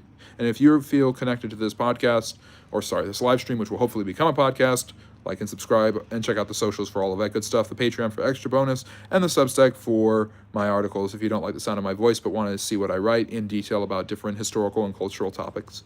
So, anyways, the truth of the matter is that Madison doesn't want war, but he feels compelled to go to war, and history is all connected. The British defeat the French, and that ironically ties it all up by the end of this war. Now, the War of 1812, I got in a lot of heat. Someone was asking about my most controversial opinion because I said that the War of that's one that could be my most controversial opinion, is that the Americans did not win the War of 1812. A lot of people want to say it was a stalemate or a ceasefire. If you watch my video about one good or bad thing about the presidents, you'll see a bunch of comments saying, you're okay, but the War of 1812 was an American W, or it was a stalemate. No. War of 1812 was an embarrassment for the United States. The British, they tried to invade Canada, just like they did in the American Revolution, failed miserably. The British take over Detroit, which is a huge loss for the Americans, Fort Detroit, in the soon-to-be state of Michigan. And then they land along the coast of Maryland and go up to the White House and burn it in 1814. Madison is forced to flee from the White House and not live in the White House the rest of his presidency. His wife Dolly commissions a slave to take down the portrait of George Washington. And the war is just a continual embarrassment. The American army is a ragtag militia that really doesn't have much of a standardized system yet, compared to the British, who have been battling Napoleon successfully for years now. Yes, they were 18 states by the time. I'm looking at liking the live. That's what Simon did. Yeah, nothing else built yet. Not even Death Valley. I'm looking for the chats just to keep up with everything. Yeah, you were trying to take British sailors who worked for the Americans, Harry. That's why the Americans didn't like it, because those sailors were working for the Americans and were expatriates. Yeah, and an international blockade had not stopped the French. So the British proved themselves to be the superior power in the war, and the Americans got pretty shellacked for the most part. Madison realizes that he got us into a war that didn't work, and he is blamed for it. And it is why, despite being one of the most, I believe he is the most brilliant of the founding fathers. I think he's one of the most intellectual people who has ever lived. But despite this, his presidency is lackluster, and so Madison doesn't go down in the annals like Washington or Jefferson. Madison is an extremely important individual nonetheless. Him barely escaping and his wife saving the portrait of George Washington is quite fascinating. The British burned the Capitol. Dolly Madison actually had dinner set out for the British officers, so they eat in the Capitol, and then they burn the White House to the ground. And Madison and his wife are forced to go back and live in a house called the Octagon for a while before they go back to the White House. Or no, I think it's called the Octagon. But basically, so things have not gone well for the Americans in this war. Madison sends John Quincy Adams, who is the minister to Great Britain, who married a British woman, by the way, who is the future president, to be his ambassador. James Monroe is both Secretary of War and State during this affair and handles the American military exploits. And this is where two big victories come out for the Americans in the twilight of the war, with very little moral meaning in them, but they give the Americans a sense of, no, not very little practical meaning, but they give a sense of the Americans a moral victory. The first one is in the Chesapeake Bay. Fort McHenry in Baltimore Harbor is under shell fire from the British one night in 1814. It withstands the blasts, the bombs bursting in air. It gave proof through the night that the flag was still there. On a ship far away, a man who's actually imprisoned on the ship at the point, but will be later freed, a young lawyer named Francis Scott Key observes the battle and goes to sleep thinking with the heavy bombardment from the British Navy, which is the best in the world, the American fort is doomed and will fall soon. When he wakes up, he goes up to see that the flag was indeed still standing there despite the bombs bursting in air, and he writes the words to what will later become the song, The Star-Spangled Banner, which in the 1930s, Herbert Hoover will turn into the national anthem in order to rally national unity during the Great Depression. So that's where that comes from, by the way. I don't have a picture of it, or so I would use it as my background. I just noticed I can use backgrounds again, and that's always fun to do. And thank you. I hope Hernan Crespo is a good-looking Taylor, but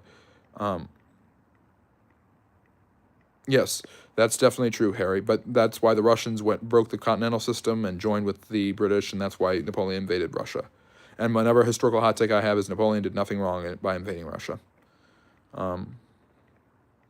If you weren't American, where would you want to live? Probably Great Britain. Just so much great history, so many fascinating stuff. And I'm glad you're learning about that. Canada plays an important role because the British defended it fiercely against the Americans who tried to invade it and take over Ontario. I think they tried to besiege Quebec. That went south really fast, just like in the American Revolution. So the first moral victory is the Star-Spangled Banner, the survival of Fort McHenry. The Americans do win several battles, some of them at sea that are quite impressive against the British Navy, but overall they're just shellacked everywhere, except in the frontier. In their new state of New Orleans, Louisiana, in the city of New Orleans, a rising star is about to be born. Andrew Jackson, a frontier general and former congressman and senator and judge of all things. Andrew Jackson as a judge frightens me. One of America's most well-known and despotic presidents, the seventh president, man on the $20 bill, comes into fame because he rallies a group of soldiers, a ragtag group, and defeats a British invading force that is trying to take New Orleans in January of 1815. A couple of weeks before that, the peace delegation had met in the treaty in Ghent, in what is now Belgium, and had made an agreement with the British to stop the fighting. So the Treaty of Ghent is signed, and that ends the 1812 war in December of 1814. Jackson wins this victory 2 weeks later because news had not come down the pike that the war was over. So the British attack New Orleans, and Jackson wins the battle. Nouveau Orleans, or I do parler Francais a little bit, and I understand it because I know the Latin-based languages a lot. But yeah, and thank you for being my tour guide. I really appreciate that, and I'm welcome to go there. Yes. But basically, New Orleans is saved. Nouveau Orleans is saved by Andrew Jackson. The Americans hold on to it, even though the battle meant nothing. It's a huge moral victory, a nice way to change the historical narrative, which is why historiography matters, which is the writing and the narratives we establish about history, because the Americans have looked at that war as a victory because of the Star-Spangled Banner and Andrew Jackson. Those aren't victories. Dolly Madison saving the portrait of Washington is another story. Those are anecdotes of success in a war that was otherwise badly timed, badly handled, and an embarrassment for a great man, James Madison. James Madison really, really gets the bad rap that he doesn't necessarily deserve from the War of 1812. He finishes his presidency peacefully. The British go their own way. Napoleon is already in exile by the time the Treaty of Ghent is signed, and he comes back and obviously gets shellacked again. But basically, the British have no need to continue the war and the fighting, and basically just agree to the American terms. And from then on, it's very well established that whatever the Europeans do, they are not going to be able to recolonize the United States. The British are disappointed in that regard, and so in that way, it is an American victory. But the question of British sovereignty over America was not in question at all. It wasn't going to happen. So that is a little bit about the the War of 1812. I'll talk about the Mexican-American War next. I'm going to look through the chat, though, real fast, because Arsenet and Harry have been going at it, and I love it. Let me see here. When did this start? Talking about the Orders in Council. Those were tariffs which hurt the British economy, which forced them to impress sailors even more. Yes, just because they were Royal Navy laws for British laws doesn't mean the Americans were admiring them, especially when they were taking over their ships, Harry, and taking their goods and supplies. When the Americans had their ships taken and their goods taken, they didn't really care about British laws about taking back sailors. If this was a process that was done in a more peaceful manner, maybe the Americans would have been fine with it. And they were in a response to Napoleon. That is actually true, Harsenet. Harry, that's what the orders, it applied to everyone. It wasn't some targeted attack, and we did open negotiations with the U.S. Yeah, those negotiations didn't go well.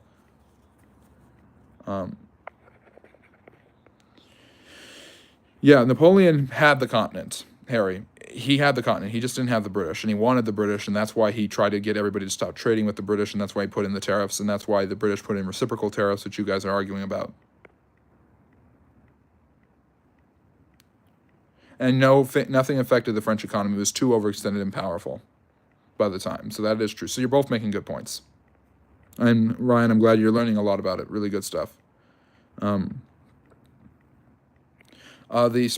relied on the internet, on the on imperial trade, but they didn't mind so much when Napoleon put his own brother in charge when the Peninsular War broke out. That wasn't a big issue for them. It's the Portuguese more than anything who relied on it on peninsular trade, but they were too busy fleeing from the French.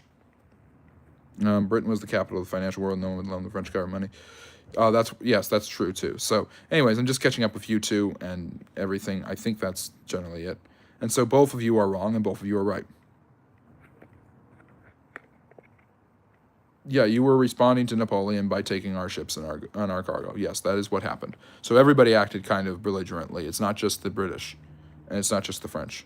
After leaving the White House, James and Dolly Madison retired to their plantation Montpelier in Orange, Virginia. Yeah, and James died in 1836. She went back to Washington, D.C., broke, and died about 12 years later. The negotiations were short. Yes, Napoleon had the continent, and so we were funding rebellion in Spain, trying to stop him having a continent. Yes, that's true.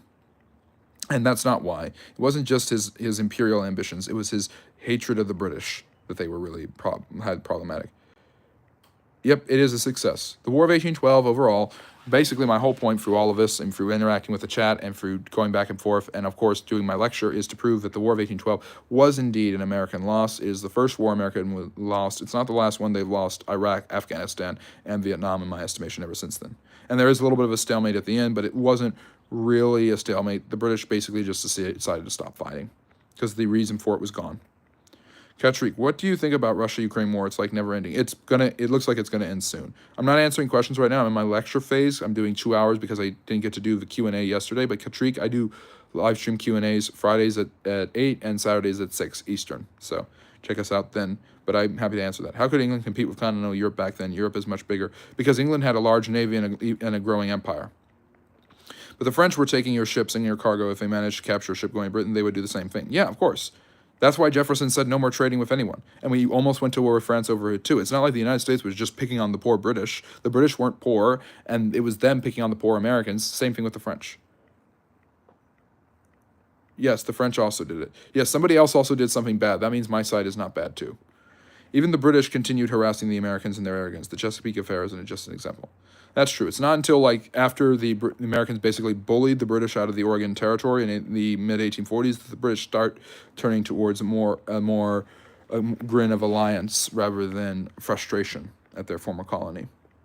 So anyways, that is the story of the War of 1812. I hope you enjoyed it. If you learned something or you like that, consider liking and subscribing, spreading the word around, getting all of the social media handles so that you can continue to spread the good news about the Friendly Neighborhood History channel where we deliver history in a friendly neighborhood manner. Harry is saying, we tried to not take American settlers. That's not arrogance. We tried to implement an identification system, but they would forge identification cards. Yes, but why were you taking them in the first place? Katrik, bye-bye. Good to see you. Have you read Tolstoy's War and Peace? I want to read it. I'm reading Anna Karenina. That's the next one. And yes, this is our live and the live stream lecture or live stream presentation, whatever you call it, is Sundays at 4 p.m. So you're joining us for that, but I'm doing an extra hour because of the Q&A. We tried a lot of things to please the American government. It just couldn't work, and there was no sufficient time. Taking their ships and their goods and their sailors is not pleasing the American government. I don't think the British were trying that hard. You're not going to win that one, Harry. I'm sorry. You can't convince me of that. And yes, join us on all the social media stuff. Racketing, good to see you. Yes, it's not, the negotiations were short. We've already seen M comment on that, quoting Star Wars. So, yes, the British are great. I love British history. I have my series on the British kings and queens, so go check that out afterwards. But not every single thing the British do is right. Not every single thing the Americans do is right. And this war was not a right decision by the Americans at all. And I hope that I've been able to prove that to you. So, anyways, great good discussion in the chat. I'm going to move on to something that's probably a little less controversial as a bird flies by my window. And yes, it's my pleasure. It's what I do here every Sunday at 4 p.m. Eastern. We are going to talk next about the Mexican-American War. I should have done it so that I could do all three, but we just don't have the time. Poke. Indeed. So basically, fast forward 30 years later. Following the War of 1812 and the Industrial Revolution really hitting America, learn more about that with my live stream lecture from last Sunday. Yeah, that's fair. I like that, Simon. 320 million Americans do everything right. 340 now. We're at 340. Yeah. So America enters the slowly but surely enters the Industrial Revolution. It starts building roads, bridges, causeways, canals. It starts expanding westward. States begin to be added to the Union, and the old Western pioneer and territories of yesteryear are gone as they move forward, pushing more and more towards the West. And this leads to the theory of manifest destiny, the idea that America has a God-given right to expand from the Eastern Sea to the Western Sea. John O'Sullivan, a famous writer, presses this idea. Horace Greeley, another editor, says, "Go west, young man," and a huge motif of the Jacksonian democracy of the 1820s and 30s that dominates American politics, thanks to President Andrew Jackson, who creates the Democratic Party. Learn more from my long-form video from this last Friday about the political parties, their symbols, and histories in America. Basically, they push westward, trying to get as far as they possibly can. In the spirit of Jacksonian democracy and American exceptionalism, Western pioneership becomes quite common. Trailblazing becomes quite common by men like Kit Carson and John C. Fremont. Also, I mentioned him in that video, so go check that out. Yes, thank you, Simon. That's very funny. So basically, the Mexican-American War is part of a manifest destiny, and maybe even the fulfillment of manifest destiny, and it happens in the context of another war. That is the Texas Revolution. So in the early 1830s, Americans wanted to start settling in Texas. Texas at that time was owned by the Mexican government of Santa Anna de Lopez, one of Mexico's most aggressive and ambitious generals and dictators in their history. So basically, in 1835, a revolution broke out in Texas with the Texas settlers who did not want to be ruled by the Mexicans anymore and wanted to have their own government that would be ostensibly American and later allowed to join the United States. This leads to the famous Battle of the Alamo and the Battle of San Jacinto, which basically culminates with the Mexicans being defeated and Texas gaining independence. The Texas government cannot join the United States because American politics leads to infighting, because many people in the North are worried about the spread of slavery and fear that Texas will be yet another democratic slavery stronghold that will vote for senators, will have senators and congresspeople who represent slavery and promote slavery. And so Northern abolitionists are against this. Southerners want more political power and they want more slavery and they want it to go into the Union. So there's a debate going on. Texas becoming a state becomes the big hot-button issue of the early 1840s. The economic panic of 1837, caused in part because Andrew Jackson destroyed the Bank of the United States, hurts the American economy and leaves America needing economic growth. And Texas is seen as a great opportunity for that. So finally, at the end of his presidency, John Tyler in 1845 annexes Texas, and Texas becomes part of the United States. The Texas Republic that had lasted for nearly a decade comes to an end, and Sam Houston, the former president, becomes the first governor of Texas. However, there is a bunch of disputed land in the Rio Grande Valley, where the Mexicans believe it goes up northward, and the Americans and Texans believe it goes down southward. And this debate over land and this land dispute will lead to Mexican soldiers entering land that the Americans consider to be their own, which President James Polk, who is a huge Jacksonian who believes in manifest destiny, uses as a pretense to start a war with Mexico in 1846. This is the Mexican-American War. Polk really just uses a flimsy excuse to start the war in order to gain more American land. He doesn't care about the whole slavery thing. He owns slaves himself. He's from Tennessee, like his hero Andrew Jackson. He believes that America is an exceptional place that deserves more land, more power, more resources, and he wants to take America from sea to shining sea. And that includes taking over all of Mexico's lands as much as possible in what is now the American Southwest. And of course, the big prize is California itself. So California, which is invaded at this time, and a contingent led by John C. Fremont actually establishes an independent republic briefly in California called the Bear Republic, which is why the California state flag has the bear on it. So Texas and California are the two states to this day that had independent republics that were not technically part of the United States. Texas's was much longer and much more independent. California's was very short-lived during the Mexican-American War. Mexico is no match for the United States. The Americans have more forces, they have more manpower, and their economy is now starting to boom, as war is always good for the economy. So, how does he remember all of this? Learn and love. I learn about what I love, and that's why I'm able to remember this.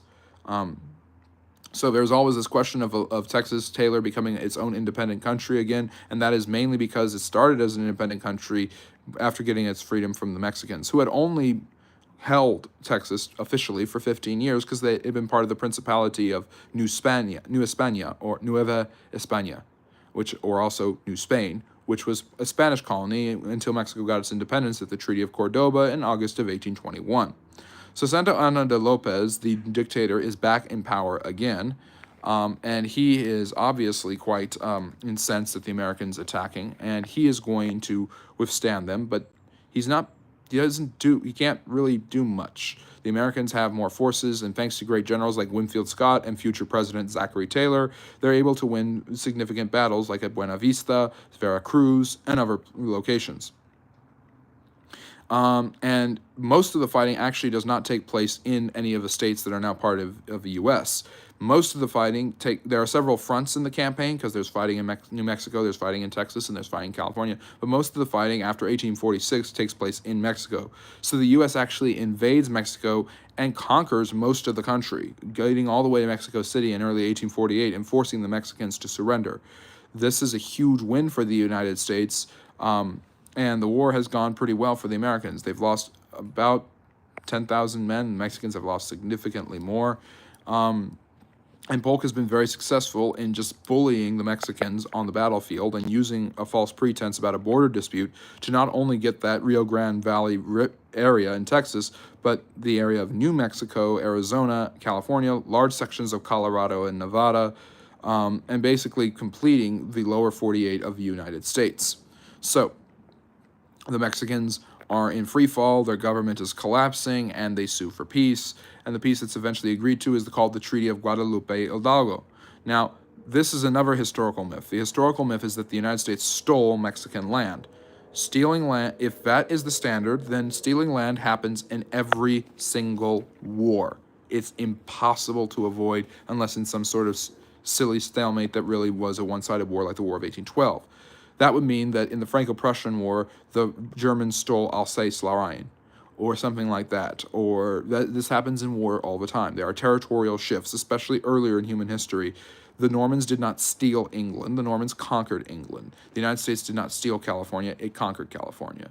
Now, it is true that the treaty does have basically some legal loopholes for the Americans, but something that's quite interesting and very common in American history is that America buys the land that it takes. In 1819, Andrew Jackson, when he was still a general, for President James Monroe, went into Florida, overthrew the Spanish governor, and defeated native tribes that were fighting in Georgia. And Spain, about to go to war with America, eventually allows cooler heads to prevail and sells Florida to the United States. The United States also gets the bottom parts of Alabama and Mississippi from this deal, by the way. So America has a common history of buying the land that it actually conquers. So it conquered Florida, it gets it paid. It pays for it. It conquered Texas. It didn't really pay for it. Didn't really conquer it. But most of the time, the United States has paid for land that it absorbs. Alaska later on in the 1860s will be an example of this. And there is an actual payment to the Mexicans. I believe it's 15 million or 10 million or 12 million for that land. So that land is bought by the United States. It's bought at a low price, but bought nonetheless. And the Treaty of Guadalupe Hidalgo has become one of the most hated treaties in history because many people believe that it was basically rigged by the Americans, which it was, so that the Mexicans lost huge portions of their land. What they didn't lose was the heartland of Mexico today, because the Americans could have absorbed and imperialistically taken all of Mexico. But ideas of that would have led to a bunch of new states that America did not necessarily want in Mexico. Mexico has a lot of beautiful land and wonderful resources, and the United States didn't necessarily want that at that time. And also, it would have led to huge issues over the slave debates, because slavery would have spread into those territories, which would have expanded into states of their own, giving more power to the sovereign future Confederates, and probably making the Civil War more inevitable, more bloody, and much more drawn out. Anyways, Texas gets its land. New Mexico and Arizona become part of the United States, as does California, which experiences at Sutter's Mill a splurge when gold is discovered, which will lead to California becoming a state within 2 years after the war ends in 1848.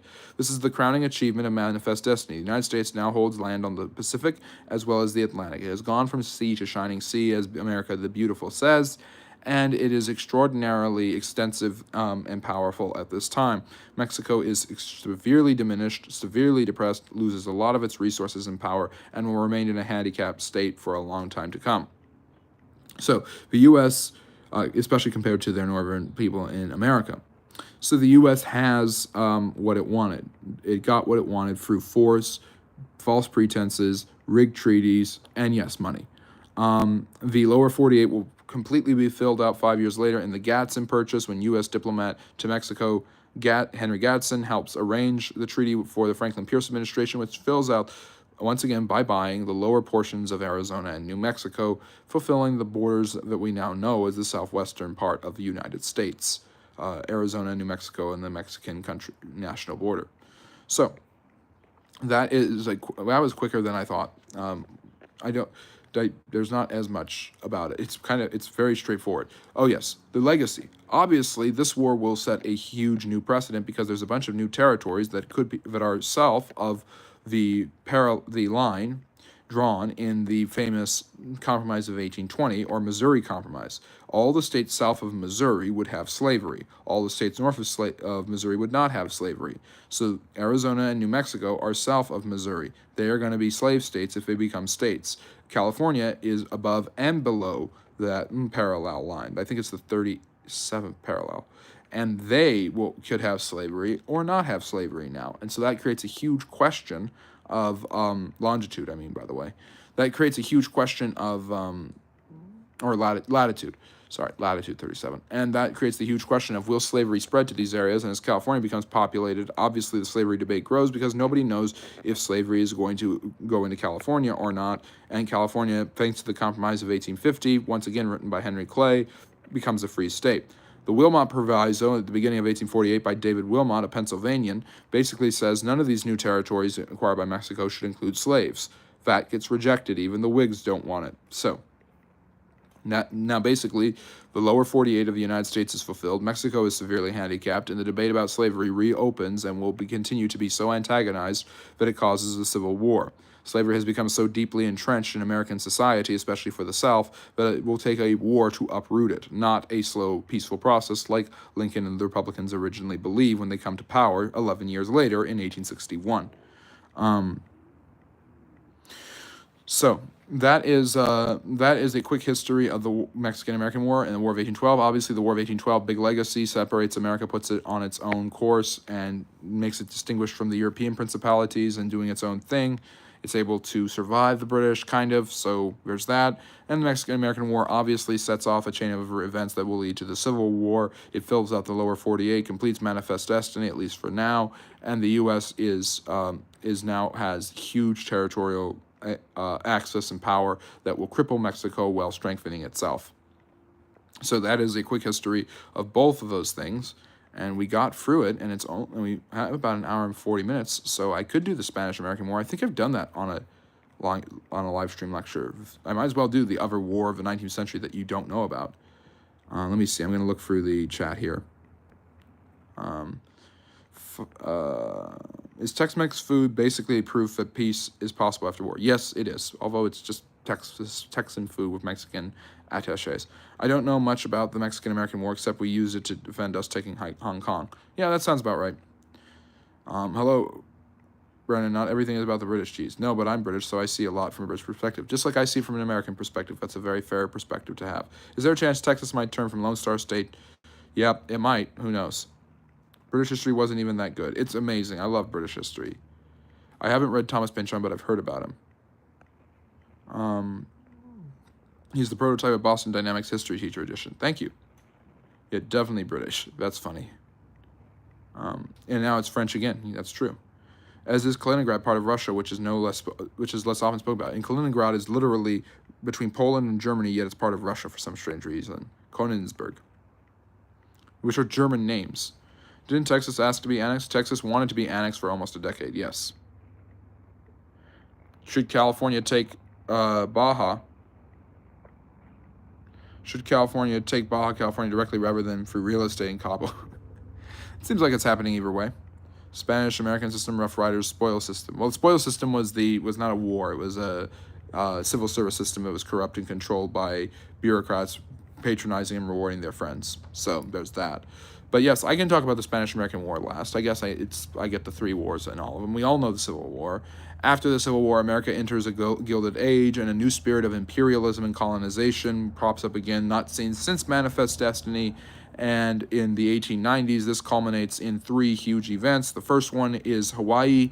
A bunch of American businessmen create a sugar plantation industry that gains a lot of money, and yep, that's what it's called. Thank you, Taylor. I don't know. We should have more percentage of friendly neighborhood historians, and we should have more friendly neighborhood historians. So if you haven't subscribed, please do. What are you waiting for? That's 17.76%. I was thinking more 12.15%. But anyways, good geek, hello. Good to see you as always. But yeah, I'm doing my live stream lecture. I just talked about the Mexican-American War and the War of 1812. Now I'm going to talk about the Spanish-American War, or the Splendid Little War, as John Hay, the American diplomat, calls it, the Secretary of State under William McKinley.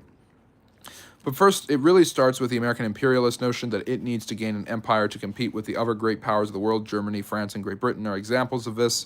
They've built empires in Africa and Asia, and so they want to do what they can to catch up with those powers. So the best way that they can do that is by building their own empire at the expense of a dying empire.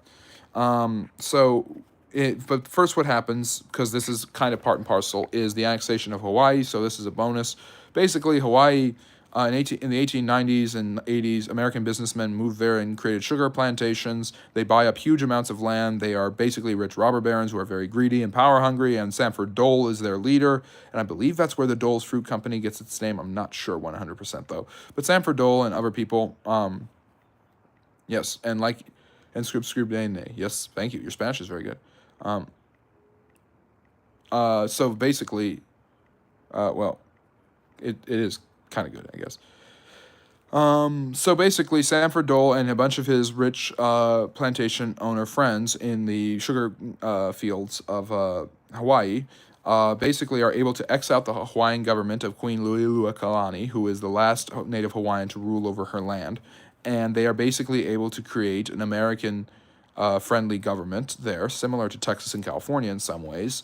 And they basically make a constitution where only landowners can vote, meaning only they can vote. So they wield all the political power in the 1890s, and they have so much financial and fiscal and employment influence, but this really doesn't antagonize the rest of the Hawaiians like you'd think it would. Although Luluakalani, her family, her supporters, and many Hawaiians are outraged by this. And eventually in 1898, they get President William McKinley to annex Hawaii and make it part of the United States. Alaska had been bought 30 years earlier, by the way, by William Seward, following the Civil War, Seward's Folly, as it's better known, which turned out to be Seward's greatest triumph, Seward's success. Yes, that's better. Thank you, Taylor. I'll have to look up Herman Crespo.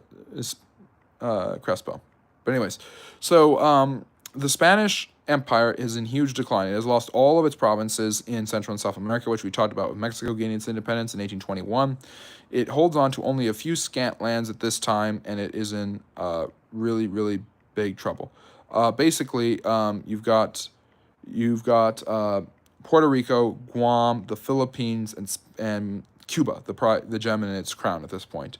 These are all been extractive economies, exploitative, with slave labor and native labor for centuries being used to get sugar, tobacco, and other cash crops out of the soil. These extractive economies have put pressure on the local peoples, and the native Cubans and Puerto Ricans are getting tired of it, and they have been rebelling.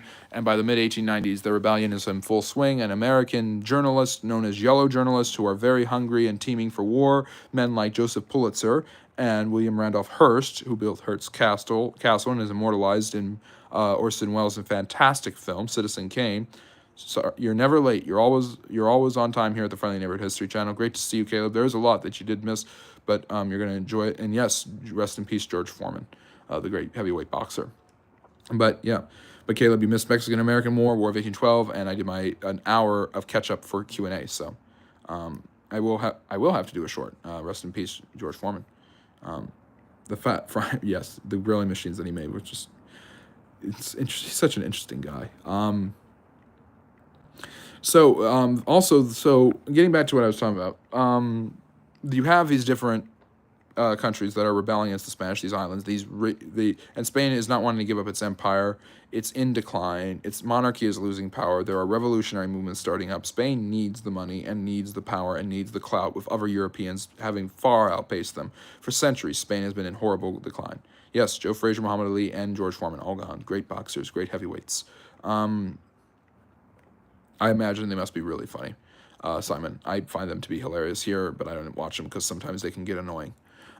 So anyways, my point is, you have Cuba, Guam, Puerto Rico, the Philippines. Their rebellion's getting very popular. Emilio Aguinaldo is leading the Filipino people in rebellion. He will become the first president of the Philippines, then fight against the United States because they won't give him his freedom, and he'll live to be in his late 90s. What a fascinating man he is.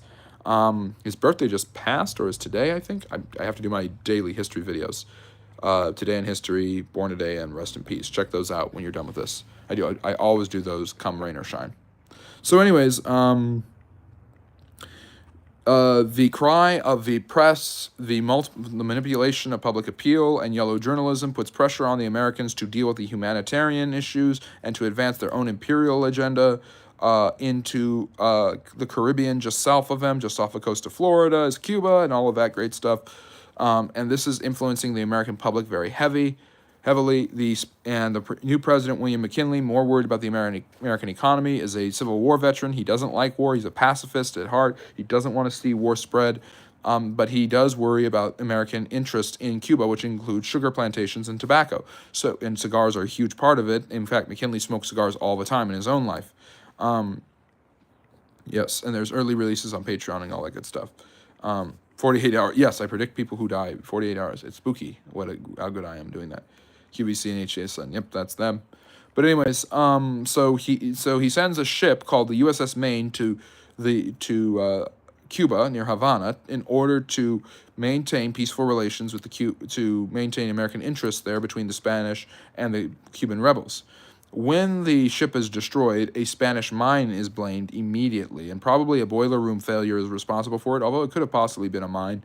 The Spanish are blamed for blowing it up. The press is able to manipulate the American people and pressure them very heavily, and McKinley feels very much the pressure of James Madison 86 years ago, but he agrees in April of 1898 to go to war with Spain. And this is the Spanish-American War, one of America's most successful wars. It is over quickly. It only takes a few months for the Americans to win.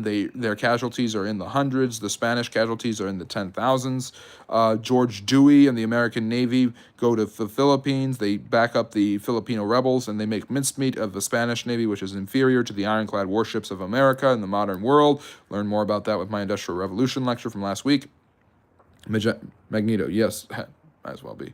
Who's the last American president seen smoking in public?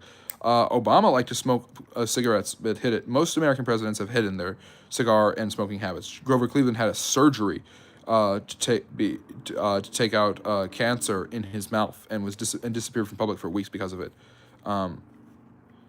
Yeah, Professor X or yeah, that would make sense. I'll take that. Who wouldn't want to be Patrick Stewart for a day? The Kurds do not have a country because of their disenfranchisement in the face of the Islamic groups that dominate that area and because of the Shiite-Sunni divide. Definitely are. But anyways, so point being, I'm getting distracted. Meanwhile, there's an invasion, I forget what it's called, it starts with a G, in Puerto Rico that will free the Puerto Ricans from Spanish control. But the biggest fighting takes place on the largest island, or the most important island for the Spanish, and that is Cuba. The Americans attack there. A military contingent is sent, including a cavalry regiment led by the future president, Theodore Roosevelt. Roosevelt had been a jingoist who had wanted war with Spain and was the Assistant Secretary of the Navy. He resigned from the presidential cabinet just so that he could fight in a war, and he leads a cavalry battalion called the Rough Riders, and they successfully capture San Juan Hill in one of the bravest charges in American history, in which they're able to overwhelm thousands of Spanish soldiers while losing only a few of their own. This is a huge victory for the Americans. The Spanish army is not disciplined or equipped enough to deal with any of this, and so Spain quickly sues for peace, just like the Mexicans had 50 years before. Spain comes to terms with reality and loses its empire. The Americans gain Cuba, Guam, Puerto Rico, and the Philippines. They soon let Cuba go, but basically forced them to be an economic and trading partner of the United States for the next 60 years until the Communist Revolution overthrows Fulgencio Batista and puts in the Castros in 1959. The Philippines is duped by the United States. Originally promised their own freedom and independence. The United States, buying into the social Darwinist trends and imperialist notions of the time, basically tells the Filipinos they are not qualified enough to have their own government or run their own country, so they are uncivilized, so they need to learn how to be civilized, and in the interim, America will run their country. Aguinaldo feels betrayed by the Americans and starts a war. He is defeated and eventually imprisoned. John Jack Blackjack Pershing, one of the most famous American generals, leads that brigade there in the Filipino Revolution, and the man who oversees putting down the revolution is the future President William Howard Taft, who I mentioned earlier. Guam is taken over by the United States, still held to this day. The Philippines get their independence after World War III, or World War II, as you might call it. Cuba gets its independence pretty much immediately, and Puerto Rico is still owned by the United States to this day. The Spanish Empire collapsed, the American Empire has arrived, and the United States consumer confidence is boosted. The American economy is boosted once again by war, and it's all sunny days for William McKinley as he's easily reelected because of his victory in 1900.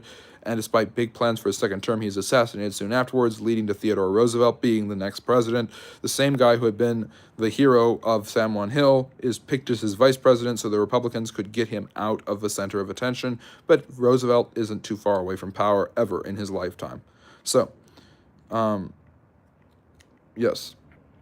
Thank you so much. World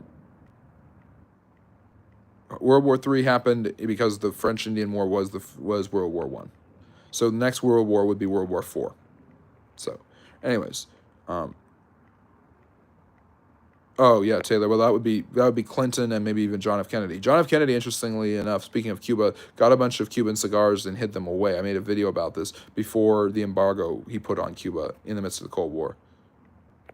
The French and Indian War, it's also known as the 7 Years' War. France fights with the Prussians fight France, Russia, and Austria, and the British on the continent. India, there's fighting between the French and the British, and the French, British, and their Indian allies fight in the Americas.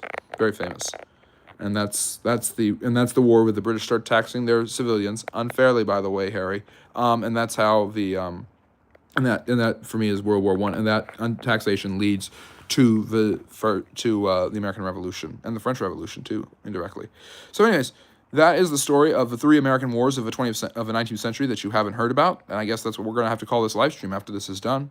For those who are watching afterwards, and who go back and decide to watch the rest of it, I was able to talk about the War of 1812, the Spanish-American War, and the Mexican-American War. And my hour Q&A before them was a lot of fun. So this might be the longest live stream we've ever done, 116 minutes, nearly 2 hours. I thank you so much for all of your time, for hanging out with us. Any good Revolutionary War book recommendations? Oh, my goodness. Washington at Valley Forge. I think it was Newt Gingrich who wrote that, the former Speaker of the House. That's a good one. But yes, I'm going to sign off now. Thank you so much for a wonderful session and a lot of fun, great questions and great topics. We will be back next time, Friday, 6 p.m. Eastern, or 8 p.m. Eastern for the Q&A. Ask me anything about history and social studies, and we'll have our regular 1 hour for each day next weekend. Check out my full-length video dropping tomorrow about my summary of each American president. So I really appreciate all of you, and I'm just so glad you're back. Simon, we're so great to see you. Harry, thank you for a wonderful conversation again. Harsinet, same thing. In no way affiliated. I am very affiliated with you. I really appreciate you. I hope you all take care. Have a great week. We'll see you again on Friday. And remember, love history. Bye-bye, everybody. Have a good one.